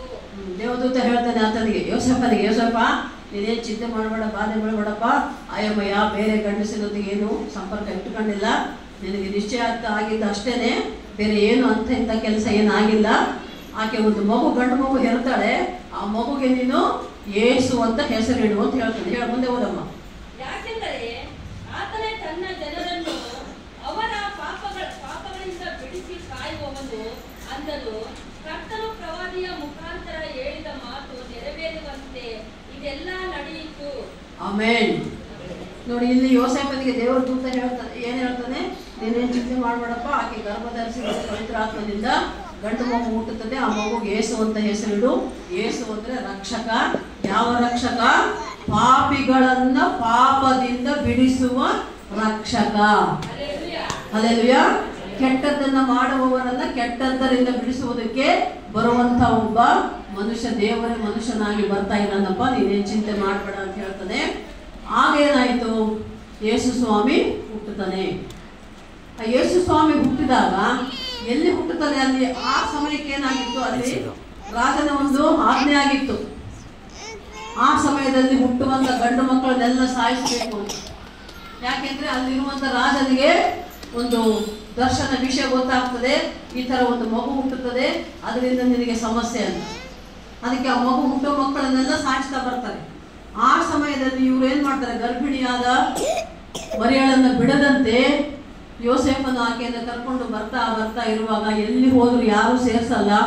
ಕೊನೆಯಲ್ಲಿ ತುಂಬು ಗರ್ಭಿಣಿಯಾದ ಮರಿಯಳನ್ನ ಕರ್ಕೊಂಡು ಬರ್ತಾ ಇರುವಾಗ ಒಂದು ದನದ ಕೊಟ್ಟಿಗೆಯಲ್ಲಿ, ದನದ ಕೊಟ್ಟಿಗೆ ಹೋದಲೆ ಅಂತ ಹೇಳ್ತೀವಿ ನಾವು, ದನದ ಕೊಟ್ಟಿಗೆಯಲ್ಲಿ ಹೋಗಿದ್ದಾಗ ಅಲ್ಲಿ ಮರಿಯಳು ಯೇಸು ಸ್ವಾಮಿಯನ್ನ ಹಡಿತಾಳೆ, ಹೆರ್ತಾಳೆ. ನೋಡಿ, ಇದಕ್ಕೆ ಮತ್ತೆ ಮುಖ್ಯವಾದ ಒಂದು ಗೂಢಾರ್ಥ ಇದೆ. ಏನು ಅಂದ್ರೆ, ಪರಲೋಕ ರಾಜ್ಯದಲ್ಲಿ ಈಗ ನಮ್ಮ ಕಣ್ಣಿಗೆ ಕಾಣದ ಒಂದು ಆಕಾಶ, ಮಕ್ಕಳ ನೋಡ್ತೀವಲ್ಲ ಆಕಾಶ, ಅದರ ಮೇಲೆ ಇನ್ನೊಂದು ಆಕಾಶ ಇದೆ, ಅದರ ಮೇಲೆ ಇನ್ನೊಂದು ಆಕಾಶ ಇದೆ, ಮೇಲಣ ಲೋಕ ಅಂತ ಹೇಳ್ತಾರೆ. ಪರಲೋಕ, ಅಲ್ಲಿ ದೇವರಿರೋದು, ಸಿಂಹಾಸನದ ಮೇಲೆ ಆರಾಮಾಗಿ ಕೂತ್ಕೊಂಡು ಇರಬೇಕಾದಂತ ದೇವರು ನರ ಮನುಷ್ಯನಾಗಿ ಮಗುವಾಗಿ ಗೋದಲಿಯಲ್ಲಿ ದನದ ಕೊಟ್ಟಿಗೆಯಲ್ಲಿ ಹುಟ್ಟುತ್ತಾ ಇದ್ದಾನೆ ಅಂದ್ರೆ ಅರ್ಥ ದೇವರು ತನ್ನನ್ನೇ ತಾನು ತಗ್ಗಿಸಿಕೊಂಡಿದ್ದಾನೆ. ನಾವು ನೀವು ಕೂಡ ನಮ್ಮನ್ನು ನಾವು ತಗ್ಗಿಸಿಕೊಂಡಿರಬೇಕು. ಸೊಕ್ಕು ಅಹಂಕಾರ ನಮಗೆ ಇರಬಾರದು ಮಕ್ಕಳೇ. ದೇವರ ವಾಕ್ಯದಲ್ಲಿ ಬೈಬಲಲ್ಲಿ ಬರೆದಿದೆ, ಅಲ್ಲಿ ಮುಂದೆ ನಾಶ ಕಾದಿದೆ ಅಂದ್ರೆ ಇಲ್ಲಿ ಅಹಂಕಾರ ಬರ್ತದೆ ಮನುಷ್ಯನಿಗೆ ಅಹಂಕಾರ ಸೊಕ್ಕು ದಿಮಾಕು ಬಂದರೆ ಗ್ಯಾರಂಟಿ ಅವನಿಗೆ ಮುಂದೆ ನಾಶ ಆಗೋದೆ. ಅರ್ಥ ಆಯ್ತಮ್ಮ? ಈಗ ದಾರಿಯಲ್ಲಿ ಹೋಗ್ತಾ ಇರ್ತೀವಿ, ದಾರಿಯಲ್ಲಿ ಹೋಗುವಾಗ ನಾವು ಹೇಗೆ ಹೋಗ್ಬೇಕು? ಮುಂದೆ ಕೆಳಗೆ ಏನಿದೆ ನೋಡ್ಕೊಂಡು ನಡ್ಕೊಂಡು ಹೋಗ್ಬೇಕಲ್ವಾ? ಕೆಲವು ಏನ್ ಮಾಡ್ತಾರೆ, ತಲೆ ಎತ್ಕೊಂಡು ಇಷ್ಟಪಟ್ಟಂಗೆ ಹೋಗ್ತಿರ್ತಾರೆ. ಹೋದಾಗ ಏನಾಗುತ್ತೆ, ದಾರಿಯಲ್ಲಿ ಎಲ್ಲರೂ ಕಲ್ಲು ಇತ್ತಂದ್ರೆ ಎಡವಿ ಬಿದ್ದು ಬಿಡ್ತಾರೆ ಅಲ್ವಾ? ಎಡವಿ ಬಿದ್ದ, ಯಾಕೆ ಎಡವಿ ಬಿದ್ದ? ನೋಡಿಲ್ಲ ಅಲ್ಲಿ ಕಲ್ಲಿದೆ ಅಂತ, ಕಣ್ಣು ಕೆಳಗಿಲ್ಲ ಮ್ಯಾಲಿದ್ದಾರೆ. ಅದು ಅಹಂಕಾರ ಅಲ್ವಾ? ಅಹಂಕಾರ ಬಂದರೆ ನಾಶನ ಗ್ಯಾರಂಟಿ ಮಕ್ಕಳೇ. ನಮ್ಮನ್ನು ನಾವು ಯಾವಾಗ ತಗ್ಗಿಸಿಕೊಂಡಿರ್ತೇವೋ ಆಗ ದೇವರು ನಮ್ಮನ್ನು ಹೆಚ್ಚಿಸ್ತಾನೆ, ಒಳ್ಳೆ ಗೌರವ ಸ್ಥಾನಮಾನ ನಮಗೆ ನೀಡ್ತಾನೆ ದೇವರು. ಅದನ್ನ ತಿಳಿಸೋದಕ್ಕಾಗಿ ಯೇಸು ಸ್ವಾಮಿ ಗೋದಲಿಯಲ್ಲಿ ಹುಟ್ಟಿ ಬಂದ. ಹಲ್ಲೆಲೂಯಾ. 24-25 ಓದಮ್ಮ. ಅದೇ ಒಂದೇ. ದೇವರು ನಮ್ಮ ಕೂಡ ಇದ್ದಾನೆಂದು ಈ ಹೆಸರಿನ ಅರ್ಥ. ಆಗ ಯೋಸೇಫನು ನಿದ್ದೆ ಹಿಡಿದೆದ್ದು ಕರ್ತನ ದೂತನು ಅಪ್ಪಣೆ ಕೊಟ್ಟ ಹಾಗೆ ತನ್ನ ಹೆಂಡತಿಯನ್ನು ಸೇರಿಸಿಕೊಂಡನು. ಆದರೆ ಆಕೆಯು ಗಂಡು ಮಗನನ್ನು ಅಳೆಯುವ ತನಕ ಆಕೆಯನ್ನು ಅರಿಯಲಿಲ್ಲ ಏನು? ಆಕೆಯಿಂದ ಏನು ಮುಟ್ಟಲಿಲ್ಲ, ಏನು ಮಾಡಲಿಲ್ಲ. ಎಲ್ಲಿವರೆಗೆ? ಯೇಸು ಸ್ವಾಮಿಯ ಜನನ, ಹುಟ್ಟು ಬಾಣಂತನ ಆಗೋವರೆಗೆ. ಅರ್ಥ ಆಯ್ತಮ್ಮ? ಮರಿಯಮ್ಮಳು ಎಲ್ಲಿವರೆಗೆ ಕನ್ಯೆಯಾಗಿದ್ದಳು? ಪವಿತ್ರಾತ್ಮನಿಂದ ಗರ್ಭ ಧರಿಸುವವರೆಗೆ. ಗರ್ಭ ಧರಿಸಿದ ಮೇಲೆ ಯೇಸು ಸ್ವಾಮಿ ಹುಟ್ಟಿದ ಮೇಲೆ ಆಮೇಲೆ ಏನಾಗುತ್ತೆ? ಯೇಸು ಸ್ವಾಮಿ ಜನನ ಆದ ಮೇಲೆ ಯೋಸೆಫ್ಗೂ ಮರಿಯಳಿಗೂ ಮದುವೆ ಆಗುತ್ತೆ. ಮದುವೆಯಾಗಿ ಮತ್ತೆ ಮಕ್ಕಳಾಗ್ತಾರೆ. ಯಾಕೆ? ಅವರಿಬ್ಬರು ಗಂಡ ಹೆಂಡತಿ ಸಂಬಂಧ ಆಗ್ತದೆ, ಮಕ್ಕಳಾಗ್ತವೆ. ಅರ್ಥ ಆಯ್ತಮ್ಮ? ಆದರೆ ಯೇಸು ಸ್ವಾಮಿ ಪರಿಶುದ್ಧನು, ದೋಷರಹಿತನು, ನಿರ್ದೋಷಿ ಅಂತ ನಾವು ಹೇಳ್ತೇವೆ. ಯಾಕೆ ಅಂದರೆ ಯಾವ ದೋಷ ಇಲ್ಲ ಆತನಿಗೆ. ಆತನ ಜನನ, ಹುಟ್ಟು ಮಾಮೂಲು ಮನುಷ್ಯರಂತೆ ಆಗಿಲ್ಲ. ಯಾವ ಗಂಡು ಹೆಣ್ಣಿನ ಸಂಪರ್ಕ ಇಲ್ಲದೆ ದೇವರಿಂದಲೇ, ದೇವರ ಆತ್ಮನಿಂದಲೇ ಯೇಸು ಸ್ವಾಮಿ ಹುಟ್ಟಿದ್ದು. ಅದಕ್ಕೆ ನಮ್ಮ ದೇವರು ಪರಿಶುದ್ಧನು. ಹಲ್ಲೆಲೂಯಾ. ಪರಿಶುದ್ಧನು. ನಾವು ಯಾರು ಪರಿಶುದ್ಧರಲ್ಲ. ಯಾಕೆಂದ್ರೆ ನಮ್ಮ ಮನುಷ್ಯರು ಗಂಡು ಹೆಣ್ಣು ಸಂಪರ್ಕ ಇದೆ, ಸಂಸಾರ ಇದೆ, ಎಲ್ಲ ಇದೆ. ಯಾವ ರೀತಿ ಸಂಸಾರ ಮಾಡಿಲ್ಲ, ಯಾವ ಹೆಣ್ಣಿನ ಸಂಬಂಧ ಇಲ್ಲ, ಯಾವ ಹೆಂಡತಿ ಮಕ್ಕಳು ನಮ್ಮ ಯೇಸು ಸ್ವಾಮಿಗೆ ಇಲ್ಲ. ಅದಕ್ಕೆ ಆತನು ಪರಿಶುದ್ಧನಾಗಿದ್ದಾನೆ. ಅದಕ್ಕೆ ಯೇಸು ಸ್ವಾಮಿ ಇಮ್ಯಾನುವೇಲ್ ಅಂತ ಹೆಸರು. ಯೇಸು ಸ್ವಾಮಿ ಏನಂದ್ರೆ ಆತನು ನಮ್ಮ ಸಂಗಡ ಇದ್ದಾನೆ. ಈಗ ನಾವು ಇಷ್ಟು ಜನ ಇದ್ದೀವಿ ಚರ್ಚಲ್ಲಿ, ಮಂದಿರದಲ್ಲಿ, ಅಂದ್ರೆ ನಮ್ಮ ನಂಬಿಕೆ ಏನು? ನಮ್ಮ ಕಣ್ಣಿಗೆ ಕಾಣದ ಆತ್ಮದೇವರು ನಮ್ಮ ಸಂಗಡ ನಮ್ಮೊಂದಿಗೆ ಇದ್ದಾನೆ. ನಮ್ಮ ದೇವರು ಇದ್ದಾನೆ, ನಮ್ಮ ಜೊತೆ ಇದ್ದಾನೆ, ಯಾವಾಗಲೂ ಇರ್ತಾನೆ. ಈಗ ಚರ್ಚಲ್ಲಿ ಅಷ್ಟೇ ಅಲ್ಲ, ನೀನು ಎಲ್ಲಿದ್ದರೂ ಹೇಗಿದ್ದರೂ ಅನುದಿನವೂ ಅನುಕ್ಷಣವೂ ಪ್ರತಿದಿನ ಪ್ರತಿ ಕ್ಷಣ ನಂಬಿಕೆಯಿಂದ ನೀನಿದ್ದರೆ ದೇವರು ಸದಾಕಾಲ ನಿನ್ನ ಸಂಗಡ ಇರುವವನಾಗಿದ್ದಾನೆ. ಅದಕ್ಕೆ ಆತನಿಗೆ ಇಮ್ಯಾನುವೇಲ್ ಅಂತ ಹೇಳ್ತಾರೆ, ಯೆಹೋವ ಶಮ್ಮ ಅಂತಾರೆ, ನಮ್ಮ ಸಂಗಡ ಇರುವಂತಹ ದೇವರು ಮಕ್ಕಳೇ. ಆತನು ಸರ್ವಶಕ್ತನಾದ ದೇವರು. ಆತನಿಗೆ ಅಸಾಧ್ಯ ಯಾವುದೂ ಇಲ್ಲ. ಮನುಷ್ಯರಾದ ನಮಗೆ ಅಸಾಧ್ಯ, ಆದರೆ ದೇವರಿಗೆ ಸಮಸ್ತವೂ ಸಾಧ್ಯವಾಗಿದೆ. ಅದಕ್ಕೆ ಬಂದ ಯೇಸು ಸ್ವಾಮಿ ಹುಟ್ಟಿದ, ಬೆಳೆದ 30 ವರ್ಷಗಳು ಮಾಮೂಲು ಮನುಷ್ಯನಂತೆ ಬೆಳೀತಾನೆ ಯೇಸು ಸ್ವಾಮಿ. ಯೋಸೇಫ ಏನಾಗಿದ್ದ? ಬಡಿಗನಾಗಿದ್ದ, ಕಾರ್ಪೆಂಟರ್. ಮರಿಯಮ್ಮಳ ಗಂಡ ಕಾರ್ಪೆಂಟರ್ ಆಗಿದ್ದ. ಕಾರ್ಪೆಂಟರ್ ಆದ ತಂದೆಗೆ 30 ವರ್ಷಗಳು ಸಹಾಯ ಮಾಡ್ತಾ ಯೇಸು ಸ್ವಾಮಿ ಕೂಡ ಒಬ್ಬ ಕಾರ್ಪೆಂಟರ್ ಆಗಿ ಬೆಳೀತಾನೆ ಇರ್ತಾನೆ. ಆ ಕಾಲದಲ್ಲಿ ಒಬ್ಬ ಮನುಷ್ಯ ಹಿರಿಯನಾಗಬೇಕು, ಅವನ ಮಾತನ್ನು ಯಾರಾದರೂ ಕೇಳಬೇಕು, ಹೇಳಬೇಕು ಅಂದರೆ 30 ವರ್ಷ ಆಗ್ಬೇಕಂತೆ. ಈಗ ನಾವು ಹೇಳ್ತೀವಲ್ಲ, ಈ ಲೋಕದಲ್ಲಿ ಈ ಸಮಯದಲ್ಲಿ ನಾವು ಹೇಳೋದಾದರೆ ಮೇಜರ್ ಮೈನರ್ ಅಂತೀವಲ್ಲ. ಮೇಜರ್ ಅಂದರೆ ಹೆಣ್ಣು ಮಕ್ಕಳಿಗೆ 18 ವರ್ಷ, ಗಂಡು ಮಕ್ಕಳಿಗೆ 21 ವರ್ಷ ಆದರೆ ಮೇಜರ್. ಆ ಕಾಲಕ್ಕೆ 30 ವರ್ಷ ಆದರೆ ಮೇಜರ್ ಅಂತೆ. ಅರ್ಥ ಆಯ್ತಮ್ಮ?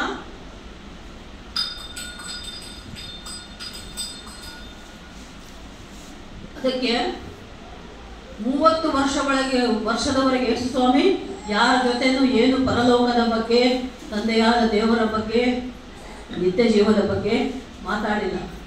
30 ವರ್ಷ ಆದಮೇಲೆ ಮತ್ತೆ 3.5 ವರ್ಷ ಇರ್ತಾರೆ ಭೂಮಿ ಮೇಲೆ. ಮನುಷ್ಯರಲ್ಲಿ ಎಲ್ಲ ಗ್ರಾಮಗಳಿಗೆ, ಮನೆಗಳಿಗೆ, ಜನರ ಬಳಿಗೆ ತಿರುಗಿ ಅವಾಗ ಯೇಸು ಸ್ವಾಮಿ ಹೇಳಕ್ಕೆ ಶುರು ಮಾಡ್ತಾನೆ, ಏನು ಪಾಪ ಮಾಡಬೇಡ್ರಪ್ಪ, ಪಾಪಕ್ಕೆ ಸಂಬಳ ಮರಣ, ಮರಣದಿಂದ ನರಕ. ನೀವು ಒಳ್ಳೆಯವರಾಗಿರಿ, ಶುದ್ಧವಾಗಿರಿ, ಪರಿಶುದ್ಧವಾಗಿರಿ. ನಿಮ್ಮ ನಡೆ ನುಡಿ ಹೇಗಿರಬೇಕು ಅಂದರೆ ಮಾರ್ಕ್ ಸುವಾರ್ತೆ 12ನೇ ಅಧ್ಯಾಯ 30-31 ವಚನ ಓದೋಣ.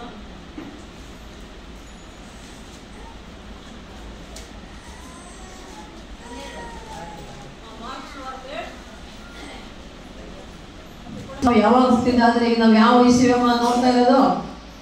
ಯಾವ ಇಸ್ವಿಯಲ್ಲಿದ್ದೇವೆ? ವರ್ಷ ಯಾವುದು? 2024. 2024 ವರ್ಷದ ಹಿಂದೆ ಯೇಸು ಸ್ವಾಮಿ ಹುಟ್ಟಿದ. ಯೇಸು ಸ್ವಾಮಿ ಹುಟ್ಟಿದ ದಿನದಿಂದಲೇ ಕ್ರಿಸ್ತ ಶಕ ಅಂತ ಶುರುವಾಯಿತು. ಹಿಸ್ಟ್ರಿ ಓದ್ದವರು, ಇತಿಹಾಸ ಓದ್ದವರು ಗೊತ್ತಾಗ್ತದೆ ಕ್ರಿಸ್ತ ಪೂರ್ವ ಮತ್ತು ಕ್ರಿಸ್ತ ಶಕ ಅಂತ. 2024 ವರ್ಷಗಳ ಹಿಂದೆ ಇರೋದು ಕ್ರಿಸ್ತ ಪೂರ್ವ. ಯೇಸು ಸ್ವಾಮಿ ಹುಟ್ಟಿದ ದಿನದಿಂದ ಶುರುವಾಗಿದ್ದು ಕ್ರಿಸ್ತ ಶಕ. ಹೊಸ ಒಡಂಬಡಿಕೆಯಲ್ಲಿ ನಾವು ಯೇಸು ಸ್ವಾಮಿ ಜನನ ನೋಡಿದ ಮೇಲೆ, ಅಲ್ಲಿ ಯೇಸು ಸ್ವಾಮಿ ಬಂದ ಮೇಲೆ ಹೇಳ್ತಾನೆ, 30 ವರ್ಷದ ನಂತರ ಜನರಿಗೆ ಹೇಳ್ತಾ ಹೋಗ್ತಾನೆ ಪರಲೋಕ ರಾಜ್ಯದ ಬಗ್ಗೆ, ನಿತ್ಯ ಜೀವದ ಬಗ್ಗೆ. ಪಾಪ ಮಾಡಬೇಡ್ರಿ, ತಪ್ಪು ಮಾಡಬೇಡ್ರಿ, ದೇವರ ಮಾತಿಗೆ ವಿರುದ್ಧವಾಗಿ ನಡ್ಕೊಳ್ಬೇಡ್ರಿ. ದೇವರ ಮಾತಿಗೆ ವಿರುದ್ಧವಾಗಿ ನಡ್ಕೊಂಡ್ರೆ ಅದು ಪಾಪ, ಅದಕ್ಕೆ ಸಂಬಳ ಮರಣ. ಈಗ ಸಂಬಳ ಅಂದ್ರೆ ಗೊತ್ತಲ್ಲ ಎಲ್ಲರಿಗೆ, ನೀವೇನು ಕೆಲಸ ಮಾಡ್ತಿರೋದಕ್ಕೆ ಸಿಗುವಂಥ ಪ್ರತಿಫಲ. ಹೌದಮ್ಮ? ಕೂಲಿ ಕೆಲಸ ಮಾಡ್ತಾರೆ, ಬೆಳಗಿಂದ ಸಂಜೆವರೆಗೆ ಕೂಲಿ ಕೆಲಸ ಮಾಡಿದ್ರೆ ನಿಮಗೆ ಕೂಲಿ ಕೊಡ್ತಾರೆ. ದಿನದ ಕೂಲಿ, ವಾರದ ಕೂಲಿ, ತಿಂಗಳ ಸಂಬಳ ಹೀಗೆ ಇರ್ತದೆ. ಹಾಗೆ ಕೆಲಸ ಮಾಡಿದರೆ ಸಂಬಳ ಕೊಡ್ತಾರೆ. ಹಾಗೆ ಪಾಪ ಅನ್ನುವಂಥ ಒಂದು ಕೆಲಸ ನೀವು ಮಾಡಿದರೆ ಅದಕ್ಕೆ ಬರೋ ಸಂಬಳ ಏನಂತೆ? ಮರಣ, ಸಾವು. ಆ ಮರಣದಿಂದ ಏನು ಸಿಗುತ್ತೆ ನಮಗೆ? ನರಕ. ಪಾಪ ಮಾಡಿ ಮಾಡಿ ಮಾಡಿ ಸತ್ತರೆ ನರಕ ಗ್ಯಾರಂಟಿ. ಆದರೆ ದೇವರ ವಾಕ್ಯ, ಯೇಸು ಸ್ವಾಮಿ ಹೇಳಿದ ಮಾತು ಈಗ ಹೇಳ್ತಾ ಇದ್ದಲ್ಲ, ಮಾರ್ಕ್ ಸುವಾರ್ತೆ 30-31 ವಾಕ್ಯ ಹೇಳೋದು, ಹಳೆ ಒಡಂಬಡಿಕೆಯ 10 ಆಜ್ಞೆಗಳನ್ನು 2 ಆಜ್ಞೆ ಮಾಡಿ ಯೇಸು ಸ್ವಾಮಿ ಹೇಳಿದ. ಆ 2 ಆಜ್ಞೆ ಏನಂದರೆ, ಒಂದು 30ನೇ ವಾಕ್ಯ ಹೇಳೋದು, ದೇವರು ಆತ್ಮಸ್ವರೂಪನಾಗಿದ್ದಾನೆ, ಆತನನ್ನು ಆರಾಧಿಸುವವರು ಆತ್ಮದಿಂದ, ಸತ್ಯದಿಂದ, ಪೂರ್ಣ ಬಲದಿಂದ, ಪೂರ್ಣ ಹೃದಯದಿಂದ ದೇವರನ್ನು ನಾವು ಆರಾಧಿಸಬೇಕಂತೆ. ಯಾವ ಮೂರ್ತಿ ಮಾಡಿಕೊಂಡಲ್ಲ, ಫೋಟೋ ಇಟ್ಟುಕೊಂಡಲ್ಲ, ದೀಪ ಹಚ್ಚಿ ಅಲ್ಲ, ಕ್ಯಾಂಡಲ್ ಹಚ್ಚಿ ಕೂಡ ಅಲ್ಲ. ಕೆಲವರು ಏನು ಮಾಡ್ತಾರೆ, ಯೇಸುಸ್ವಾಮಿ ನಂಬಿದವರು ಕ್ರೈಸ್ತರು ಅಂತಾರೆ, ಮನೆಯಲ್ಲಿ ಯೇಸುಸ್ವಾಮಿ ಫೋಟೋ ಹಾಕಿ ಅದಕ್ಕೆ ಕ್ಯಾಂಡಲ್ ಹಚ್ತಾರೆ, ಅದಕ್ಕೆ ದೀಪ ಹಚ್ಚುತ್ತಾರೆ, ಅದಕ್ಕೆ ಹಾರ ಹಾಕ್ತಾರೆ. ಮಕ್ಕಳೇ, ಅದು ಮಾಡಬಾರದು, ಅದು ಪಾಪ. ಯಾಕೆಂದ್ರೆ ಅದು ವಿಗ್ರಹಾರಾಧನೆ ಮಾಡಿದಂತೆ. ಯೇಸು ಸ್ವಾಮಿ ಫೋಟೋ ಇಟ್ಕೋಬಾರದು. ಇಟ್ಟುಕೊಂಡ್ರು ಕೂಡ ಯಾಕೆ ಇಟ್ಕೊಳ್ತಾರೆ ಅಂದರೆ, ನಾವು ಯೇಸು ಸ್ವಾಮಿನ ನಂಬಿದ್ದೀವಿ ಅಂತ ಬೇರೆಯವರಿಗೆ ಗೊತ್ತಾಗೋದಕ್ಕಷ್ಟೇ. ನಾವು ಯೇಸು ಸ್ವಾಮಿ ಮಕ್ಕಳು, ಯೇಸು ಸ್ವಾಮಿನ ನಂಬಿದ್ದೀವಿ, ನಾವು ಕ್ರೈಸ್ತರು ಅನ್ನುವ ಗುರುತಿಗೆ ಯೇಸು ಸ್ವಾಮಿ ಫೋಟೋ ಮನೆಯಲ್ಲಿ ಇಟ್ಕೋಬಹುದು, ಕ್ಯಾಲೆಂಡರ್ ಹಾಕೋಬಹುದು. ಆದರೆ ಅದನ್ನೇ ಪೂಜೆ ಮಾಡಬಾರ್ದು. ಯಾಕಂದ್ರೆ ಪೂಜೆ ಮಾಡಿ ಮಾಡಿ ಅಭ್ಯಾಸ ಆಗಿರ್ತದಲ್ಲ. ಅನ್ಯ ಜನರಾಗಿದ್ದಾಗ ಪೂಜೆ ಮಾಡಿ ಮಾಡಿ ಅಭ್ಯಾಸ ಆಗಿರ್ತದೆ. ಅವ್ರು ಏನು ಆ ದೇವರಿಲ್ಲ ಈ ದೇವರು, ಏನಮ್ಮ ಆ ದೇವರಲ್ಲ ಈ ದೇವರು. ಯೇಸು ಸ್ವಾಮಿ ಫೋಟೋ ಇಟ್ಟು ಅದನ್ನು ಸಿಂಗಾರ ಮಾಡಿ, ಅದಕ್ಕೂ ಕೆಲವರು ಅದಕ್ಕೂ ಕುಂಕುಮ ಹಚ್ಚಿ, ಅದಕ್ಕೂ ಹಾರ ಹಾಕಿ, ಅದಕ್ಕೂ ದೀಪ ಹಚ್ಚಿ ತೆಂಗಿನಕಾಯಿ ಹೊಡೆಯವರು ಇದ್ದಾರೆ. ಆದರೆ ಮಕ್ಕಳೇ, ನೀವು ಆ ಥರ ಮಾಡಿದರೆ ಯೇಸು ಸ್ವಾಮಿ ಮಕ್ಕಳಲ್ಲ. ವಿಗ್ರಹಾರಾಧನೆ ಪಾಪ. ದೇವರ ವಾಕ್ಯ ಬೈಬಲಲ್ಲಿ ಬರೆದಿರೋದು ಪಾಪ. ವಿಗ್ರಹಾರಾಧನೆ ಮಾಡಬಾರದು. ಕ್ರೈಸ್ತರ ಮಕ್ಕಳು, ಕ್ರಿಸ್ತನವರು, ನಾವು ಯೇಸು ಸ್ವಾಮಿಗೆ ಸಂಬಂಧಪಟ್ಟವರು ಅಂತ ತಿಳಿಸುವುದಕ್ಕೆ ಗುರುತು ಮಾತ್ರ ಕ್ಯಾಲೆಂಡರ್ ಅಥವಾ ಯೇಸು ಸ್ವಾಮಿ ಫೋಟೋ ಇರೋದು ಮನೆಯಲ್ಲಿ ಅಷ್ಟೇ. ಮಕ್ಕಳ ನೆನ್ಪಿಟ್ಕೊಳ್ಳಿ. ಅದಕ್ಕೆ ವಿಗ್ರಹಾರಾಧನೆ ಮಾಡಬಾರದು. ನೀನು ಆತ್ಮದಿಂದ, ನಿನ್ನ ಹೃದಯದಿಂದ, ನಿನ್ನ ನಡೆಯು ನುಡಿಯಿಂದ ದೇವರನ್ನು ಆರಾಧಿಸಬೇಕು. ನೀನು ಆಡುವ ಮಾತು, ನಿನ್ನ ಆಲೋಚನೆ ಒಳ್ಳೆಯದಾಗಿರಬೇಕು. ದೇವರೊಬ್ಬನೇ, ಆತ ನನ್ನ ಹೃದಯದಲ್ಲಿದ್ದಾನೆ, ನನ್ನ ಮನೆಯಲ್ಲಿದ್ದಾನೆ, ನನ್ನ ಜೊತೆ ಇದ್ದಾನೆ ಅನ್ನುವ ನಂಬಿಕೆಯಲ್ಲಿ ನಾವಿರಬೇಕು. ಹಲ್ಲೆಲೂಯಾ. ಅದಕ್ಕೆ ಹೇಳ್ತಾ ಇರೋದು ಮಾರ್ಕ್ ಸುವಾರ್ತೆ 30ನೇ ಅಧ್ಯಾಯ 12-30 ವಾಕ್ಯ ಹೇಳೋದು, ದೇವರೊಬ್ಬನೇ, ಆತನನ್ನು ಹೃದಯದಿಂದ, ಮನಸ್ಸಿನಿಂದ, ಬಲದಿಂದ ನಿನ್ನ ಪ್ರಾಣದಿಂದ ಆರಾಧಿಸು ಅಂತ. ಎರಡನೇ ವಾಕ್ಯ ಏನು ಹೇಳ್ತದೆ? 31 ಹೋದಮ್ಮ. ನಿನ್ನ ನೆರೆಯವರನ್ನು ನಿನ್ನಂತೆಯೇ ಪ್ರೀತಿಸಬೇಕು. ನೋಡಿ, ನಿನ್ನಂತೆಯೇ. ನೀನಂದ್ರೆ ನಿನಗಿಷ್ಟ ಅಲ್ಲಮ್ಮ. ಈಗ ನಾನಂದ್ರೆ ನನಗಿಷ್ಟ, ನನ್ನ ದೇಹ ಇಷ್ಟ, ನಾನು ಒಳ್ಳೊಳ್ಳೆ ಬಟ್ಟೆ ಹಾಕೋಬೇಕು, ಚೆನ್ನಾಗಿ ತಲೆ ಬಾಚ್ಕೋಬೇಕು, ಹೂ ಮಾಡ್ಕೋಬೇಕು, ಒಡವೆ ವಸ್ತ್ರ ಹಾಕೋಬೇಕು. ಯಾಕೆ? ನಾನು ಚೆಂದ ಕಾಣಬೇಕು ಅಲ್ವಾ? ನಾನು ನನಗಿಷ್ಟ, ನನ್ನ ದೇಹ ನನಗಿಷ್ಟ. ಇಲ್ಲಿರೋ ಒಬ್ಬೊಬ್ರು ನಮ್ಮ ಮನೇಲಂತೂ ಒಬ್ಬೊಬ್ರು ಒಂದೊಂದು ಸಾಬೂನು ಬಳಸೋದು, ಸೋಪು. ಅರ್ಥ ಆಯ್ತಮ್ಮ? ತಿಕ್ಕಿ ತಿಕ್ಕಿ ತೊಳ್ತಾರೆ. ಕೆಲವರು ಕರ್ರಗಿರೋರು ಇನ್ನೂ ಜಾಸ್ತಿ ಸೋಪ್ ಹಚ್ಕೊಳ್ತಾರೆ. ನಮ್ಮ ತಮ್ಮ, ನನಗೆ 3 ತಮ್ಮವರು, ನಮ್ಮ ದೊಡ್ಡ ತಮ್ಮ ಸ್ವಲ್ಪ ಕಪ್ಪು. ಅವ್ನು ಸಣ್ಣವನಿದ್ದಾಗ ಅವ್ನು ಎಲ್ಲ ನಮ್ಮ ಮಾಮನವರು ತಮಾಷೆ ಮಾಡೋದು, ಕರಿಯ ಏನು ಕರಗಿದೆ, ಕರಪ್ಪ ಹಂಗೆ ಹಿಂಗೆ ತಮಾಷೆ ಮಾಡೋರು. ಅದಕ್ಕೆ ಅವನು ಹೋಗಿ ಬಚ್ಚಲ ಕುಂತು ಸೋಪ್ ತಗೊಂಡು ತಿಕ್ಕಿ ತಿಕ್ಕಿ ತಿಕ್ಕಿ ಸ್ನಾನ ಮಾಡಿ ತಿಕ್ಕಳ್ತಾನೆ ಇರ್ತಾ ಇದ್ದ ಗಂಟೆಗಟ್ಟಲೆ. ಬಚ್ಚಲ್ಗೆ ಹೋದ್ರೆ ಹೊರಗೆ ಬರ್ತಿದ್ದಿಲ್ಲ ಅವನು. ಏನೋ ಎಷ್ಟೊತ್ತು ಏನು ಮಾಡಿದ್ರೆ ಹೊರಗಿದ್ದೆಲ್ಲ ಬೆಳಗ್ಗೆ ಹಾಕಬೇಕು, ಅದಕ್ಕೆ ಸೋಪ್ ಹಚ್ಚಿ ತಿಕ್ಕಿದ್ದೇ ತಿಕ್ಕಿದ್ದು. ಹಾಗೆ ನಾವು ಕೂಡ ಚೆನ್ನಾಗಿ ಕಾಣಬೇಕು ಅಂತ ನಮಗಿಷ್ಟವಾದ ಸೋಪನ್ನು ಹಾಕಿ ಮೈ ತಿಕ್ಕಿ ತೊಳ್ಕೊತೀವಿ. ಹೌದಮ್ಮ? ಫೇರ್ ಆ್ಯಂಡ್ ಲವ್ಲಿ ಹಚ್ಕೋತೀರಿ, ಪೌಡ್ರ್ ಹಚ್ಕೋತೀರಿ, ಮೇಕಪ್. ಈಗಂತೂ ಎಲ್ಲರೂ ಮೇಕಪ್ಗಳು, ಮೇಕಪ್ ಕಿಟ್ಗಳು, ಬ್ಯೂಟಿ ಪಾರ್ಲರ್ಗಳು, ಮೇಕಪ್ಗಳು ಹೆಣ್ಣು ಮಕ್ಕಳು. ಏನಮ್ಮ? ಊಟಕ್ಕಿಲ್ಲ ಅಂದ್ರೆ ಕೂಡ ಮೇಕಪ್ ಮಾಡ್ಕೊಳಕ್ಕೆ ಮೇಕಪ್ ಕಿಟ್ ಬೇಕು. ಹೌದಾ? ಊಟ ಇದ್ರೆ ಪರವಾಗಿಲ್ಲ, ಮೇಕಪ್ ಮಾಡ್ಕೊಂಡು. ಲಿಪ್ಸ್ಟಿಕ್ ಬೇಕು, ಎಲ್ಲ ಬೇಕು. ಹೂವು ಬೇಕು. ಅದಕ್ಕೆ ಗಾದೆ ಮಾತು ಮಾಡಿಬಿಟ್ರೆ ನೋಡ್ರಿ, ಹೊಟ್ಟೆಗೆ ಹಿಟ್ಟಿಲ್ಲದಿದ್ರು ಜುಟ್ಟಿಗೆ ಮಲ್ಲಿಗೆ ಹೂವು ಅಂತೆ. ಊಟ ಇದ್ರಿಲ್ಲಪ್ಪ, ನನಗೆ ಮಲ್ಲಿಗೆ ಹೂ ಬೇಕು ತಗೊಂಬ. ಹೆಂಡತಿ ಗಂಡನಿಗೆ ಕಾಡಿಸ್ತಾಳೆ, ಬೇಡಿಸ್ತಾಳೆ ಅಂತೆ. ಮಕ್ಕಳು, ಹೆಣ್ಣು ಮಕ್ಕಳು ಅಪ್ಪ ಅಮ್ಮಗೆ ಕೇಳ್ತಾರೆ, ನನಗೆ ಹೂವು ಬೇಕು, ನೀನು ಏನನ್ನ ಮಾಡು, ನನಗೆ ಹೂವು ಬೇಕು, ನನಗೆ ಅದು ಬೇಕು, ಇದು ಬೇಕು. ನಮ್ಮ ದೇವಣ್ಣ ನಾರಾಯಣ ಬಂದಿಲ್ಲ ಬಳ್ಳಾರಿಯಿಂದ, ಅದು ಮಗಳಿದ್ದಾಳೆ, ಮುತ್ತಿನ ಮಗಳು. ಆ ಹೆಮ್ಮಗೆ ಏನು ಅದು ಬೇಕು ಇದು ಬೇಕು ಡಿಮ್ಯಾಂಡ್ ಇದ್ದೇ ಇರ್ತವೆ. ಹೆಣ್ಣು ಮಕ್ಕಳಿಗೆ, ಗಂಡು ಮಕ್ಕಳಿಗೆ ಒಂದು ಪ್ಯಾಂಟ್ ಶರ್ಟ್ ತಂದ್ರೆ ಮುಗೀತು. ಅದು ಹೆಣ್ಣು ಮಕ್ಕಳಿಗೆ ಹಂಗಲ್ಲದಮ್ಮ, ಡ್ರೆಸ್ ಬೇಕು, ಅದಕ್ಕೆ ಮ್ಯಾಚಿಂಗು, ಬಳೆ ಬೇಕು, ಸರ ಬೇಕು, ಏನು ಸಿಂಗಾರ ಮಾಡಿದ್ದು ಹೆಣ್ಣು ಮಕ್ಕಳಿಗೆ ಅಲ್ವಾ? ನಮ್ಮ ಬೀರಪ್ಪನಿಗೆ ಅನುಭವ ಆಗಿರ್ತದೆ ಇದು. ಹೆಣ್ಣು ಮಕ್ಕಳು ಸಿಂಗಾರ ಮಾಡಿದ್ದು. ಹಾಗೆ ಎಷ್ಟಾದ್ರೂ ನಮ್ಮನ್ನು ನಾವು ಇಷ್ಟಪಡ್ತೀವಿ ಅಲ್ವಾ? ನಮ್ಮ ದೇಹ ನನಗಿಷ್ಟ, ನಾನಂದರೆ ನನಗಿಷ್ಟ. ಅದಕ್ಕೆ ದೇವರು ಹೇಳ್ತಾ ಇದ್ದಾನೆ ಮಾತು, ನೋಡಿ ಎಷ್ಟು ಅರ್ಥ ಇದೆ. ನಿನ್ನ ನೆರೆಯವನನ್ನ, ಅಂದರೆ ನಿನ್ನ ಅಕ್ಕಪಕ್ಕದಲ್ಲಿರೋರು, ಕಷ್ಟದಲ್ಲಿರೋರು, ದುಃಖದಲ್ಲಿರೋರು, ಬಾಧೆಯಲ್ಲಿರೋರು, ಚಿಂತೆಯಲ್ಲಿರೋರು, ಅವರನ್ನ ನಿನ್ನಂತೆಯೇ ನೀನು ಪ್ರೀತಿಸಬೇಕಂತೆ. ಸುಮ್ಮನೆ ಪ್ರೀತಿಸುವಂದಿಲ್ಲ. ನೀನಂದ್ರೆ ನಿನಗೆ ಎಷ್ಟು ಇಷ್ಟನೋ ಅಷ್ಟೇ ಇಷ್ಟಪಡ್ಬೇಕಪ್ಪ ನಿನ್ನ ಅಕ್ಕಪಕ್ಕದವರನ್ನ, ನಿನ್ನ ಬಂಧು ಬಳಗವನ್ನ, ನಿನ್ನ ಸ್ನೇಹಿತರನ್ನ ನಿನ್ನಂತೆಯೇ ನೀನು ಪ್ರೀತಿಸಬೇಕು. ಎಷ್ಟು ಅರ್ಥ ಇದೆ ನೋಡಿ. ಅರ್ಥ ಆಯ್ತಾ ನಿಮಗೆ? ದ್ವೇಷ ಮಾಡಬಾರ್ದು, ಸಿಟ್ಟು ಮಾಡ್ಕೋಬಾರ್ದು, ಜಗಳ ತಂಟೆ ಮಾಡಬಾರ್ದು, ದ್ವೇಷ ಮಾಡಬಾರ್ದು, ಹೊಟ್ಟೆ ಕಿಚ್ಚು ಪಡಬಾರ್ದು, ಒಬ್ಬರನ್ನೊಬ್ಬರು ಪ್ರೀತಿಸಬೇಕು. ಅದಕ್ಕೆ ಯೇಸು ಸ್ವಾಮಿ ಹೇಳಿದ, ಇಡೀ ಬೈಬಲನ್ನು ನಾವು ನೋಡಿದರೆ ತಿಳ್ಕೊಳ್ಳೋದು ಮುಖ್ಯವಾಗಿ 3 ಮಾತು. ಏಸಪ್ಪ ಹೇಳಿದ್ದು 3 ಮಾತು ಏನಂದರೆ, 2 ಮಾತಿನಲ್ಲಿ ಕೂಡ 3 ಮಾತು ನಾವು ನೋಡ್ತೇವೆ. ಒಂದು ಪ್ರೀತಿ. ಯೋಹಾನ ಸುವಾರ್ತೆ 3:16 ವಾಕ್ಯದಲ್ಲಿ ಏನು ಹೇಳ್ತು? ದೇವರು ಈ ಲೋಕದ ಮೇಲೆ ಎಷ್ಟೋ ಪ್ರೀತಿಯನ್ನಿಟ್ಟು ತನ್ನ ಒಬ್ಬನೇ ಮಗನಾದ ಯೇಸು ಸ್ವಾಮಿಯನ್ನ ನಮಗೆ ಕೊಟ್ಟ. ಯಾಕೆ ಕೊಟ್ಟ? ನನ್ನನ್ನ ನಿನ್ನನ್ನ ಈ ಲೋಕವನ್ನ ಪ್ರೀತಿಸಿದ. ಆ ಪ್ರೀತಿ ನನ್ನಲ್ಲಿ ನಿನ್ನಲ್ಲಿ ಇರಬೇಕು. ಅದಕ್ಕೆ ಯೇಸು ಸ್ವಾಮಿ ಹೇಳಿದ್ದು, ಒಬ್ಬರನ್ನೊಬ್ಬರು ನೀವು ಪ್ರೀತಿಸಬೇಕು. ಅಷ್ಟೇ ಅಲ್ಲ, ಒಬ್ಬರನ್ನೊಬ್ಬರು ಕ್ಷಮಿಸಬೇಕು. ನೋಡಿ, ಕ್ಷಮೆ ಇಲ್ಲ ಅಂದರೆ ನಮಗೆ ಮನಸ್ಸಿಗೆ ಸಮಾಧಾನ ಇರಲ್ಲ, ನೆಮ್ಮದಿ ಇರಲ್ಲ. ಯಾರಾದರೂ ತಪ್ಪು ಮಾಡಿದ್ರೆ, ಮೋಸ ಮಾಡಿದ್ರೆ, ಅನ್ಯಾಯ ಮಾಡಿದರೆ ನಾವು ಅವ್ರನ್ನ ಕ್ಷಮಿಸ್ಬೇಕಂತೆ. ಅದೇ ತಲೆಯಲ್ಲಿ ಇಟ್ಕೊಂಡ್ಬಿಟ್ರೆ, ಏನೇ ಜಗಳ ಆಯಿತು, ಯಾರೋ ಒಂದು ಮಾತು ಅಂದರು, ಒಬ್ಬರು ಒಂದು ಮಾತಂದ್ರೆ ಇನ್ನೊಬ್ಬರು 9 ಮಾತು ಅಂತಾರೆ ಈ ಕಾಲದಲ್ಲಿ ಜನರು ಅಲ್ವಾ? ಜಗಳ ಆಡೋದಕ್ಕೆ ಕಾಯ್ಕೊಂಡಿರ್ತಾರೆ ಕೆಲವರು. ಜಗಳ ಗಂಟ್ರೆ ತುಂಬಿದ್ದಾರೆ ಜಾಸ್ತಿ ಈ ಲೋಕದಲ್ಲಿ. ಒಂದಕ್ಕೆ 9 ಮಾತಾಡ್ತಾರೆ, 1 ಏಟಿಗೆ 9 ಏಟು ಹೊಡೆಯವರಿದ್ದಾರೆ. ಆದರೆ ಯೇಸು ಸ್ವಾಮಿ ಏನು ಹೇಳಿದಂದ್ರೆ, ಒಬ್ಬರನ್ನೊಬ್ಬರು ಕ್ಷಮಿಸಿರಿ.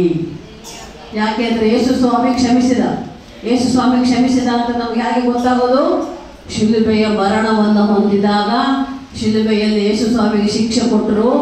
ಏನು ತಪ್ಪು ಮಾಡಿಲ್ಲ, ಅಲ್ಲಿ ದೇವರಿದ್ದಾನೆ, ಪರಲೋಕ ರಾಜ್ಯ ಇದೆ, ನೀವು ತಪ್ಪು ಮಾಡಬೇಡ್ರಿ, ಪಾಪ ಮಾಡಬೇಡ್ರಿ, ಒಳ್ಳೆಯವರಾಗಿರಿ, ಪರಲೋಕ ರಾಜ್ಯಕ್ಕೆ ನೀವು ಬರಬೇಕು ಅಂತ ಹೇಳಿದ ಮಾತಿಗೆ ಅದೇ ತಪ್ಪು ಅಂತ ಅಂತ ಯೇಸು ಸ್ವಾಮಿಗೆ ಶಿಕ್ಷೆ ಕೊಡ್ತಾರೆ, ಶಿಲುಬೆಯ ಮರಣದ ಶಿಕ್ಷೆ. ಆ ಕಾಲಕ್ಕೆ ಪನಿಷ್ಮೆಂಟ್ ಅಂದ್ರೆ ಶಿಲುಬೆ ಮರಣ. ಮತ್ತೆ ಈ ಕಾಲಕ್ಕೆ ಏನಪ್ಪ ಪನಿಷ್ಮೆಂಟು? ಜೈಲು ಶಿಕ್ಷೆ ಅಲ್ವಾ? ಜೈಲು ಶಿಕ್ಷೆ, ಜೈಲಿಗೆ ಹಾಕ್ಬಿಡ್ತಾರೆ. ಯಾರಾದ್ರೂ ತಪ್ಪು ಮಾಡಿದ್ರೆ, ಕಳ್ಳರು, ಸುಳ್ಳರು, ಮೋಸಗಾರರು, ದರೋಡೆಕೋರರು, ಮತ್ತೆ ಕೊಲೆಗಡುಕರರು ಏನ್ ಮಾಡ್ತಾರೆ? ಕೋರ್ಟ್ ಶಿಕ್ಷೆ ಕೊಡ್ತಾರೆ, ಜೈಲು ಶಿಕ್ಷೆ. ಅದು ತುಂಬಾ ಕಠಿಣವಾದ ಶಿಕ್ಷೆ. ಕೊನೆಗಂದ್ರೆ ಮರಣ ದಂಡನೆ, ಗಲ್ಲಿಗೆ ಹಾಕ್ತಾರೆ, ಮರಣದಂಡನೆ ಶಿಕ್ಷೆ. ಹಾಗೆ ಆ ಕಾಲಕ್ಕೆ ತಪ್ಪು ಮಾಡಿದವರಿಗೆ ಶಿಕ್ಷೆ ಶಿಲುಬೆಯ ಮರಣ ಕೊಡ್ತಾ ಇದ್ರಂತೆ. ಯೇಸು ಸ್ವಾಮಿಗೆ ಶಿಲುಬೆ ಮರಣ ಕೊಟ್ಟಾಗ ಆ ಶಿಲುಬೆಯಲ್ಲಿ ಹಾಕಿ ಹೊಡೆದು ಬಡದು ಉಗುದು ಏನೆಲ್ಲ ಮಾಡಿದ್ರು ಕೂಡ ಯೇಸು ಸ್ವಾಮಿ ಹೇಳಿದ ಒಂದು ಮಾತು, ಅಪ್ಪ ತಂದೆ ಇವ್ರು ಏನ್ ಮಾಡ್ತಾರೋ ಇವ್ರು ಗೊತ್ತಿಲ್ಲ, ಇವರನ್ನ ಕ್ಷಮಿಸು. ಹಲ್ಲೆಲೂಯಾ. ಯೇಸು ಸ್ವಾಮಿನೇ ಲೋಕವನ್ನು ಕ್ಷಮಿಸಿದಾನೆ ಅಂದ ಮೇಲೆ ನಾವು ನೀವು ಎಷ್ಟರವರಪ್ಪ? ನಮಗೆ ತಪ್ಪು ಮಾಡಿದವರನ್ನ ನಾವು ಕ್ಷಮಿಸಬೇಕು. ಪರಲೋಕ ಪ್ರಾರ್ಥನೆಯನ್ನು ಅದೇ ತಾನೇ ನಾವು ಹೇಳೋದು. ನಮಗೆ ತಪ್ಪು ಮಾಡಿದವರನ್ನು ನಾವು ಕ್ಷಮಿಸಿದಂತೆ ನಮ್ಮ ತಪ್ಪುಗಳನ್ನು ನೀನು ಕ್ಷಮಿಸು. ನಾವು ಇನ್ನೊಬ್ಬರನ್ನ ಕ್ಷಮಿಸ್ತಾ ಇದ್ರೆ ನಮ್ಮನ್ನು ದೇವರು ಕ್ಷಮಿಸಲ್ಲಂತೆ. ಅರ್ಥ ಆಯ್ತಮ್ಮ? ನಾವೆಲ್ಲ ಮನುಷ್ಯರೇ, ತಿಳಿದಾಗ ತಪ್ಪು ಮಾಡ್ತಾನೆ ಇರ್ತೇವೆ. ತಪ್ಪು ಮಾಡಲಾರ್ದವ್ರು ಒಬ್ಬರು ಇಲ್ಲ. ದೇವರ ವಾಕ್ಯದಲ್ಲಿ ನೋಡ್ತೇವೆ ನಾವು, ನೀತಿವಂತನು ಒಬ್ಬನಿಲ್ಲ, ಒಬ್ಬನಾದರೂ ಇಲ್ಲ ಅಂತದೆ ಬೈಬಲಲ್ಲಿ. ಆದರೆ ಕೂಡ ನಾವು ನೀತಿವಂತರಾಗಬಹುದು. ಹೇಗೆ? ಯೇಸು ಸ್ವಾಮಿ ಹೇಳಿದ ಮಾತಿನ ಪ್ರಕಾರ ನಡೆದುಕೊಂಡರೆ, ಯೇಸು ಸ್ವಾಮಿಯನ್ನು ನಂಬಿ ದೀಕ್ಷಾ ಸ್ನಾನ ಹೊಂದಿದರೆ ಅವರು ನೀತಿವಂತರು. ಹಲ್ಲೆಲೂಯಾ. ನಾವು ನೀತಿವಂತರಾಗಿರಬೇಕು ಅಂದರೆ ಯೇಸು ಸ್ವಾಮಿ ಹೇಳಿದ ಮಾತಿನಂತೆ ನಡ್ಕೊಳ್ಳಬೇಕು. ಯೇಸು ಸ್ವಾಮಿ ಏನು ಹೇಳ್ದ? ಒಬ್ಬರನ್ನೊಬ್ಬರು ಪ್ರೀತಿಸಿರಿ, ನಿಮ್ಮ ನೆರೆಯವನನ್ನು ನಿನ್ನಂತೆಯೇ ಪ್ರೀತಿಸು, ನಿನ್ನ ಶತ್ರುಗಳನ್ನು ನೀನು ಪ್ರೀತಿಸು ಅಂತ ಯೇಸು ಸ್ವಾಮಿ. ಪ್ರೀತಿ ಬಹಳ ಮುಖ್ಯ ಮಕ್ಕಳೇ. ಪ್ರೀತಿ ಇಲ್ಲ ಅಂದರೆ ಅಲ್ಲಿ ದ್ವೇಷ, ಸಿಟ್ಟು, ಅಸೂಯೆ, ಹೊಟ್ಟೆ ಕಿಚ್ಚಿವೆ ಇರ್ತವೆ. ಪ್ರೀತಿ ಇದ್ದರೆ ಇವೆಲ್ಲವೂ ಕೂಡ ಮುಚ್ಚಿಕೊಂಡು ಹೋಗ್ತವೆ. ಪ್ರೀತಿ ಇದ್ದಾಗ ಯಾವ ಸಿಟ್ಟು ಇರಲ್ಲ, ಯಾರು ಯಾರನ್ನ ಏನು ಮಾಡೋದಕ್ಕೆ ಆಗುವುದಿಲ್ಲ. ಒಂದು ವೇಳೆ ನಮ್ಮ ಬಗ್ಗೆ ಬೇರೆ ಯಾರಾದರೂ ಕೆಟ್ಟದ್ದು ಮಾತಾಡಿದ್ರು ಕೂಡ ಅದನ್ನು ಕೇಳೋದಿಲ್ಲ, ನಂಬೋದಿಲ್ಲ. ಯಾಕೆಂದರೆ ನಾವು ಒಬ್ಬರನ್ನೊಬ್ಬರು ಪ್ರೀತಿಸ್ತಾ ಇದ್ದೇವೆ. ಒಬ್ಬರನ್ನೊಬ್ಬರು ಪ್ರೀತಿಸುವಾಗ ಯಾವುದು ತಪ್ಪು ಮಾಡುವುದಕ್ಕೆ ಯಾರೂ ಸಾಧ್ಯವಿಲ್ಲ. ಅದಕ್ಕೆ ಯೇಸು ಸ್ವಾಮಿ ಹೇಳ್ದ, ಒಬ್ಬರನ್ನೊಬ್ಬರು ಪ್ರೀತಿಸಿರಿ, ಒಬ್ಬರನ್ನೊಬ್ಬರು ಕ್ಷಮಿಸಿರಿ ಅಂತ. ನೋಡಿ, ಕ್ಷಮಾಪಣೆ ಬಹಳ ಮುಖ್ಯ. ಇದಕ್ಕೆ ಒಂದು ಉದಾಹರಣೆ, ಒಂದು ವಿಷಯ ನಾನು ನಿಮ್ಗೆ ಹೇಳೋಕೆ ಇಷ್ಟಪಡ್ತೇನೆ. ಹೊಸದಾಗಿ ಮದುವೆ ಆಗಲಿಕ್ಕಿತ್ತು ಗಂಡ ಹೆಂಡತಿ ಕುಟುಂಬ ಸಂಸಾರ ಮಾಡ್ತಾ ಇರುವಾಗ ಒಂದು ದಿನ ಏನಾಗ್ತದೆ, ಆ ಹೆಂಡತಿ ಗಂಡನ ಮನೆಯಲ್ಲಿರುವಂಥ ಶೋಕೇಸಲ್ಲಿರುವಂಥ ಎಲ್ಲ ಸಾಮಾನುಗಳನ್ನು ಕ್ಲೀನ್ ಮಾಡ್ತಾ ಒರೆಸ್ತಾ ಬರ್ತಾ ಇದ್ದಂತೆ. ಒರೆಸ್ತಾ ಇರುವಾಗ ಏನಾಯಿತು, ಒಂದು ಗಂಡನಿಗೆ ಬಹಳ ಇಷ್ಟವಾದ ಒಂದು ಗಾಜಿನ ಗೊಂಬೆ ಇತ್ತಂತೆ. ಆ ಶೋಕೇಸಲ್ಲಿ ಗಂಡನಿಗೆ ಬಹಳ ಇಷ್ಟವಾದ ಒಂದು ಗಾಜಿನ ಗೊಂಬೆ ಇತ್ತು. ಆ ಗಾಜಿನ ಗೊಂಬೆಯನ್ನು ಒರೆಸ್ತಾ ಇದ್ದಂತೆ.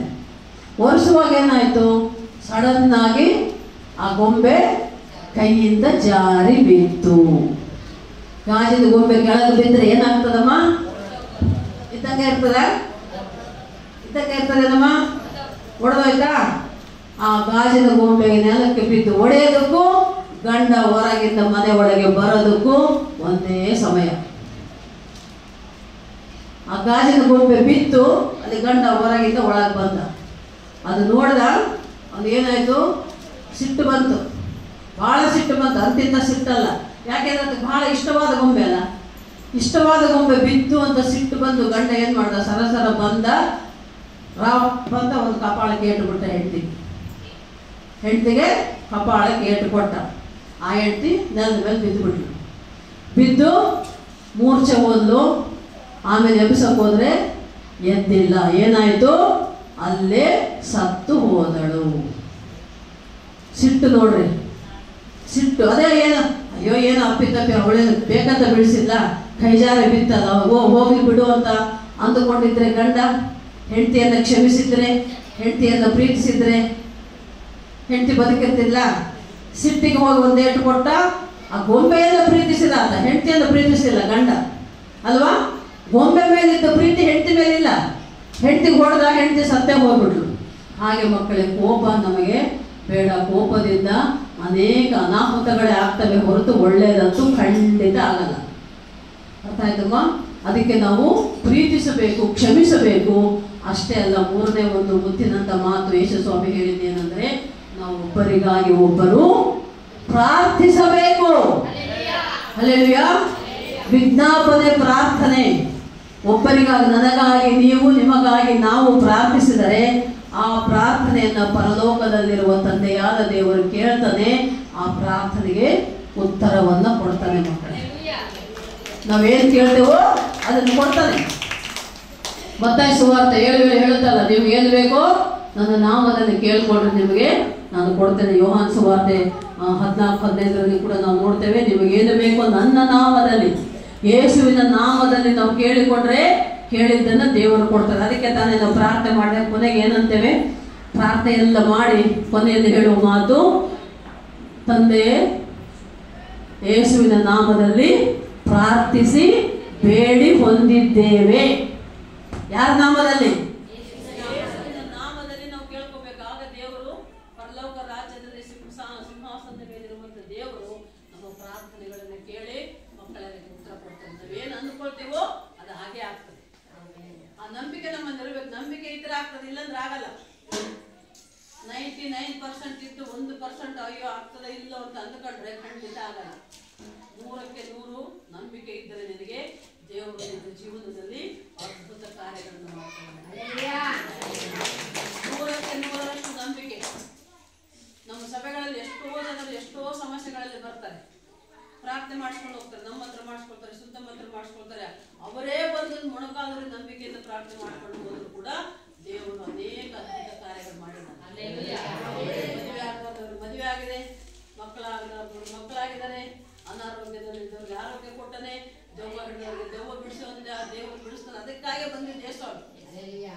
ಪರಲೋಕದಿಂದ ಭೂಲೋಕಕ್ಕೆ ಮನುಷ್ಯನಾಗಿ ಯಾಕೆ ಬಂದ ಅಂದ್ರೆ, ಪಾಪಿಗಳನ್ನ ಹುಡುಕಿ ರಕ್ಷಿಸುವುದಕ್ಕೆ, ದೆವ್ವ ಹಿಡಿದವರಿಗೆ ದೆವ್ವ ಬಿಡಿಸುವುದಕ್ಕೆ, ಅನಾರೋಗ್ಯದಲ್ಲಿರುವವರಿಗೆ ಆರೋಗ್ಯ ಕೊಡುವುದಕ್ಕೆ. ಮತ್ತು ಬಹಳ ಮುಖ್ಯವಾದ ಅಂಶ, ಕೊನೆ ವಾಕ್ಯ ನಾವು ಓದಿ ಮುಗಿಸ್ಕೊಳ್ಳೋಣ. ಲೂಕಾಸ್ ಸುವಾರ್ತೆ 2ನೇ ಅಧ್ಯಾಯ 14ನೇ ವಚನ ಓದಮ್ಮ. ಲೂಕಾಸ್ ಸುವಾರ್ತೆ 2ನೇ ಅಧ್ಯಾಯ 14ನೇ ವಚನ. ಮೇಲಾಡು ಲೋಕಗಳಲ್ಲಿ ದೇವರಿಗೆ ಮಹಿಮೆ, ಭೂಲೋಕದಲ್ಲಿ ಮನುಷ್ಯರೊಳಗೆ ಸಮಾಧಾನ, ದೇವರು ಅವರಿಗೆ ಒಲಿಯುತ್ತಾನೆ ಎಂದು ದೇವರನ್ನು ಕೊಂಡಾಡುತ್ತಾ ಹೇಳಿದರು. ಯಾಕೆ ಹುಟ್ಟಿದ ಯೇಸು ಸ್ವಾಮಿ ಅಂದ್ರೆ, ಮತ್ತು ಭೂಲೋಕದಲ್ಲಿ ಮನುಷ್ಯರಿಗೆ ಸಮಾಧಾನ ಇರಲಿಲ್ಲ. ಏನಮ್ಮ ಸಮಾಧಾನ ಇಲ್ಲ, ಬರೀ ಜಗಳ, ತಂಟೆ, ತಕರಾರು, ವಿಗ್ರಹ ಆರಾಧನೆ, ಅವ್ರು ಇಷ್ಟ ಬಂದಂಗೆ ಜೀವಿಸ್ತಾ ಇದ್ದಂತೆ. ಹೆಣ್ಣು ಗಂಡು ಭೇದ ಭಾವ ಏನಿಲ್ಲ. ಹಂಗೆ ಪಾಪ ಮಾಡಿ ಮಾಡಿ ಮಾಡಿ ನಾಶ ಆಗ್ತಾ ಇರೋ ಜನರಿಗೆ, ಅಂಥ ಜನರಿಗೆ ಸಮಾಧಾನ ಕೊಡಬೇಕಂತಾನೆ ಸಮಾಧಾನ ಕರ್ತನಾಗಿ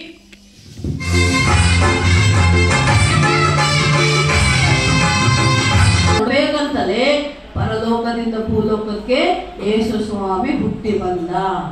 ಸಮಾಧಾನ ಕರ್ತನು, ಶಾಂತಿ ದೂತನು ಅಂತ ಹೇಳ್ತಾರೆ. ಯೇಸು ಸ್ವಾಮಿ ಯಾರಪ್ಪ ಅಂದ್ರೆ, ಸಮಾಧಾನ ಕರ್ತ, ಶಾಂತಿ ದೂತ, ಕರುಣಾಮಯ, ದಯಾಮಯ, ಕೃಪಾಮಯ.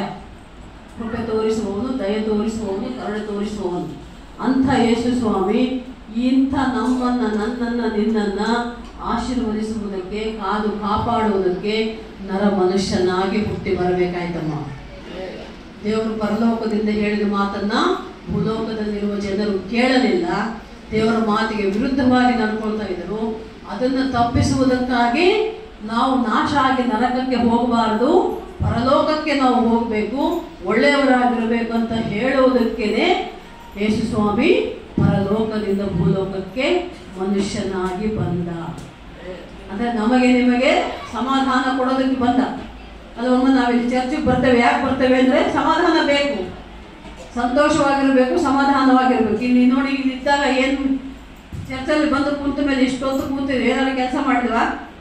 ಇಲ್ಲ ಅಲ್ವಮ್ಮ. ಪ್ರಾರ್ಥನೆ ಅಂದರೆ ದೇವರ ಹೆಸರಿನಲ್ಲಿ ನಮ್ಮ ಪ್ರಾಣಾತ್ಮ ಶರೀರಕ್ಕೆ ವಿಶ್ರಾಂತಿ ಅಂತೆ, ರೆಸ್ಟ್. ಅರ್ಥ ಆಯ್ತಮ್ಮ? ರೆಸ್ಟ್ ತಗೊಂಡಂಗೆ. ಈಗ ಮನೆಗಿದ್ರೆ ಮನೆ ಕೆಲಸ ಮಾಡ್ತಾ ಇರ್ತೀವಿ, ಹೊಲಕ್ಕೆ ಹೋದ್ರೆ ಹೊಲದ ಕೆಲಸ ಮಾಡ್ತಾ ಇರ್ತೀವಿ, ಡ್ಯೂಟಿಗೆ ಹೋದ್ರೆ ಡ್ಯೂಟಿ ಮಾಡ್ತಾ ಇರ್ತೀವಿ. ಆದ್ರೆ ಚರ್ಚಿಗೆ ಬಂದ್ರೆ ಏನ್ ಮಾಡ್ತೀವಿ? ಆರಾಮಾಗಿ ಕೂತ್ಕೊತೀವಲ್ಲಮ್ಮ, ಹೌದಾ? ಶಾಂತಿ, ವಿಶ್ರಾಂತಿ ಎರಡು ಸಿಗ್ತದೆ ನಮಗೆ ದೇವರ ಸನ್ನಿಧಿಯಲ್ಲಿ. ಮನಸ್ಸಿಗೆ ಶಾಂತಿ, ದೇಹಕ್ಕೆ ವಿಶ್ರಾಂತಿ ಎರಡನ್ನ ಕೊಡ್ತಾನಮ್ಮ ಏಸಪ್ಪ. ಅದಕ್ಕೆ ನಾವು ಮಂದಿರಕ್ಕೆ ಬರಬೇಕು. ಅದಕ್ಕೆ ಯೇಸುಸ್ವಾಮಿನ ಯಾಕೆ ಯೇಸುಸ್ವಾಮಿ ನಂಬುತ್ತೀರಿ ಅಂದರೆ ಶಾಂತಿ ಸಮಾಧಾನಕ್ಕಾಗಿ, ನಿತ್ಯ ಜೀವ ಹೊಂದಿಕೊಳ್ಳುವುದಕ್ಕಾಗಿ.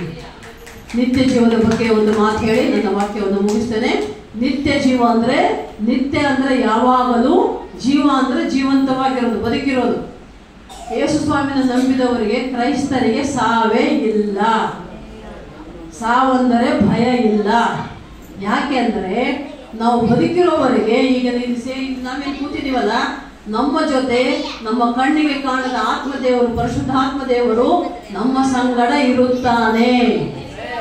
ಅದೇ ನಾವು ಮರಣ ಹೊಂದಿದರೆ, ಸತ್ತು ಹೋದರೆ, ನಮ್ಮ ದೇಹ ಮಣ್ಣಿಗೆ ಹೋದರೂ ನಮ್ಮ ಆತ್ಮವು ಪರಲೋಕ ರಾಜ್ಯಕ್ಕೆ ದೇವರ ಹತ್ತಿರ ಹೋಗ್ತದೆ. ಬದುಕಿರುವಾಗ ದೇವರು ನಮ್ಮ ಜೊತೆ ಇರ್ತಾನೆ, ನಾವು ಸತ್ತ ಮೇಲೆ ನಮ್ಮ ಆತ್ಮ ದೇವರ ಜೊತೆ ಪರಲೋಕದಲ್ಲಿ ಇರ್ತದೆ. ಅದಕ್ಕೆ ನಾವು ಯಾವಾಗಲೂ ಜೀವಂತವಾಗಿರ್ತೇವೆ. ಯೇಸುಸ್ವಾಮಿನ ನಂಬಿದವರು ಸಾಯಲ್ಲ, ಸಾವಿಲ್ಲ. ನಮಗೆ ಸಾವಂದ್ರೆ ಸಂತೋಷ ಪಡಬೇಕು, ದುಃಖ ಪಡಬಾರ್ದು ಮಕ್ಕಳೇ. ಯಾಕೆಂದ್ರೆ ಸತ್ತರೆ ನಾವು ಮರುಕ್ಷಣವೇ ದೇವರ ಜೊತೆ ಇರ್ತೇವೆ ಅನ್ನೋ ನಂಬಿಕೆ ನಮಗೆ. ಆ ನಂಬಿಕೆ ಇರಬೇಕು ನಮಗೆ. ಆ ನಿರೀಕ್ಷೆ, ಆ ನಂಬಿಕೆ, ಆ ಭರವಸೆ ಕೊಡುವುದಕ್ಕಾಗಿಯೇ ಯೇಸುಸ್ವಾಮಿ ಪರಲೋಕದಿಂದ ಭೂಲೋಕಕ್ಕೆ ಬಂದ. ಶಾಂತಿ ಸಮಾಧಾನ ಕೊಡುವುದಕ್ಕಾಗಿ, ನಿತ್ಯ ಜೀವ ಕೊಡುವುದಕ್ಕಾಗಿ, ಮತ್ತು ವಿಶೇಷವಾಗಿ ನಮ್ಮನ್ನು ಪಾಪಗಳಿಂದ ಬಿಡಿಸಿ ರಕ್ಷಿಸುವುದಕ್ಕಾಗಿ ಲೋಕ ರಕ್ಷಕನಾಗಿ ಬಂದ ಯೇಸಪ್ಪ. ಯೇಸು ಕ್ರಿಸ್ತನು ಅಂದರೆ ರಕ್ಷಕನು ಅಂತ ಅರ್ಥ. ಅರ್ಥ ಆಯ್ತಮ್ಮ? ಅಭಿಷಿಕ್ತನು, ರಕ್ಷಕನು. ಆತನು ನಮ್ಮ ಸಂಗಡ ಇರುವ ಆತನು ಲೋಕ ರಕ್ಷಕನು. ಅಷ್ಟೇ ಅಲ್ಲ, ಲೋಕಕ್ಕೆ ಬೆಳಕು ಯೇಸುಸ್ವಾಮಿ ಅಂತ ಹೇಳಲಾಗ್ತದೆ. ಬೆಳಕು ಅಂದ್ರೆ ಏನು? ಕತ್ತಲೆ ಅಂದ್ರೆ ಕತ್ತಲೆ, ಬೆಳಕಿಲ್ಲದೆ ಕತ್ತಲೆ, ಕತ್ತಲೆ ಇಲ್ಲದೆ ಬೆಳಕು. ಅರ್ಥ ಆಯ್ತಾ? ಕರೆಂಟ್ ಹೋದಾಗ ಮನೆಯಲ್ಲಿ ಕತ್ತಲೆ ಇರ್ತದೆ, ಬೆಳಕಿರ್ತದ? ಕತ್ತಲೆ ಇರ್ತದಲ್ಲಮ್ಮ. ಅದೇ ನಾವು ಸಣ್ಣದೊಂದು ಮೊಂಬತ್ತಿ ಹಚ್ಚಿದ್ರು ಕೂಡ ರೂಮ್ ತುಂಬ, ಮನೆ ತುಂಬ ಬೆಳಕಾಗ್ತದೆ ಅಲ್ವಾ? ಕತ್ತಲೆಯನ್ನ ಇಲ್ಲದಂತೆ ಮಾಡುವುದೇ ಬೆಳಕು. ಹಾಗೆ ಈ ಭೂಲೋಕದಲ್ಲಿರುವ ಜನರ ಜೀವನ ಕತ್ತಲೆಯಾಗಿತ್ತು. ಪಾಪದಿಂದ, ಶಾಪದಿಂದ, ಕೆಟ್ಟ ಚಟಗಳು, ಕೆಟ್ಟ ಸಹವಾಸಗಳು, ಕೆಟ್ಟ ಆಲೋಚನೆಗಳಿಂದ ತುಂಬಿದಂಥ ಕತ್ತಲೆಯಲ್ಲಿ, ಕಷ್ಟ, ನಷ್ಟ, ರೋಗ, ಬಾಧೆ, ಚಿಂತೆ ಎನ್ನುವ ಕತ್ತಲೆಯಲ್ಲಿ ತುಂಬಿದ ಜನರಿಗೆ ಯೇಸಪ್ಪ ಬೆಳಕಾಗಿ ಬಂದ. ಆ ಬೆಳಕೇನೆಂದರೆ ನಮಗೆ ಶಾಂತಿ, ಸಮಾಧಾನ, ಸಂತೋಷ, ನೆಮ್ಮದಿ, ಆರೋಗ್ಯ, ಬಲ ಕೊಡುವಂತಹ ಬೆಳಕು ಯೇಸುಸ್ವಾಮಿ. ಹಲ್ಲೆಲೂಯಾ. 112ನೇ ಕೀರ್ತನೆ 4ನೇ ವಚನ ಓದಮ್ಮ, ಮುಗಿಸಿಬಿಡೋಣ. ಕೀರ್ತನೆ 112 4ನೇ ವಚನ.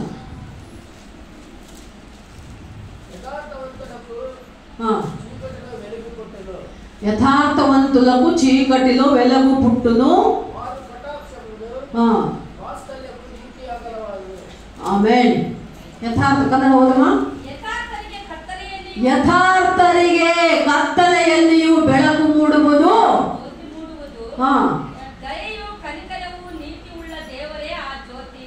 ದಯೆ, ಕನಿಕರ, ನೀತಿ ಉಳ್ಳ ಜ್ಯೋತಿ ಏಸಪ್ಪ.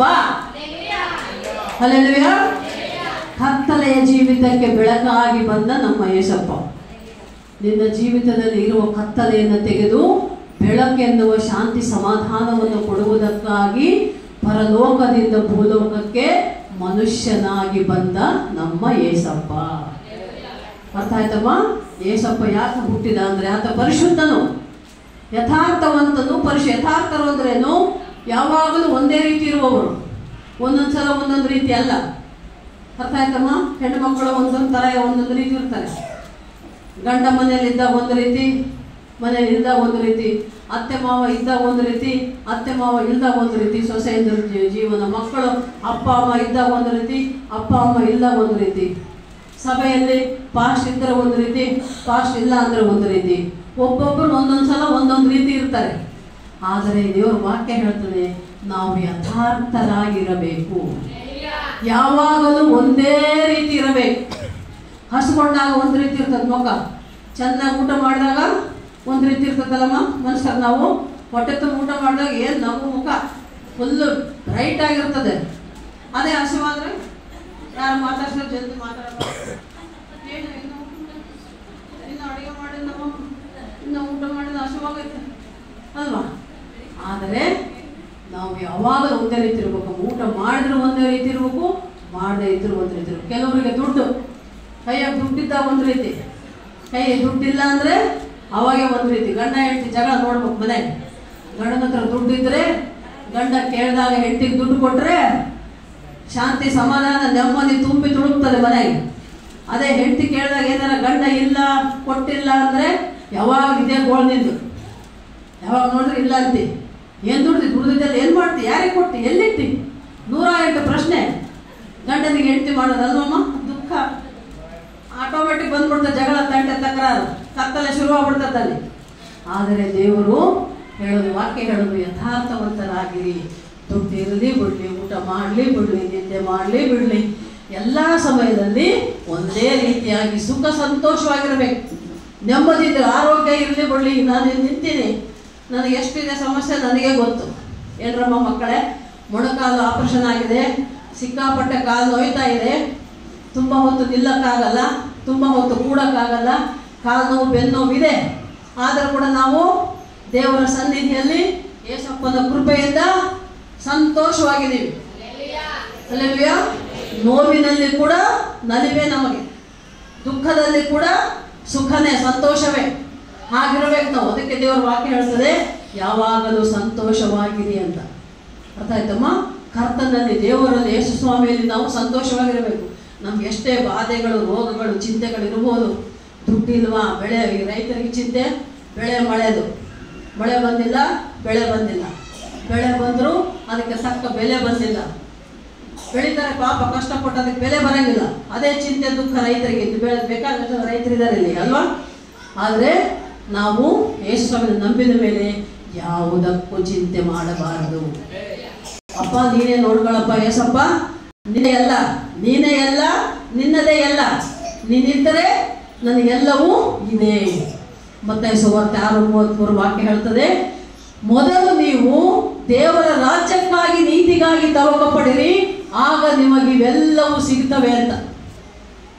ನೀವು ನಿಮ್ಮ ಕುಟುಂಬದಲ್ಲಿ, ನಿಮ್ಮ ಜೀವನದಲ್ಲಿ, ನಿಮ್ಮ ಸಭೆಯಲ್ಲಿ ಮೊದಲ ಸ್ಥಾನ ದೇವರಿಗೆ ಕೊಡಬೇಕು.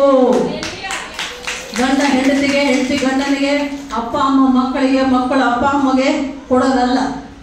ಚರ್ಚಿಗೆ ಬಂದ್ರೆ ಬರೀ ಚರ್ಚಿಗೆ ಬಂದು ಕಸ ಬೆಳೆದು ತೊಳೆದು ಸಾರಿಸಿ ಹೋದ್ರೆ ಅಷ್ಟೇ ಅಲ್ಲ ನಿನ್ನ ಕೆಲಸ. ನೀನು ನಿನ್ನ ಪ್ರಾಣಾತ್ಮ ಶರೀರವನ್ನು ದೇವರಿಗೆ ಒಪ್ಪಿಸಿಕೊಡಬೇಕು.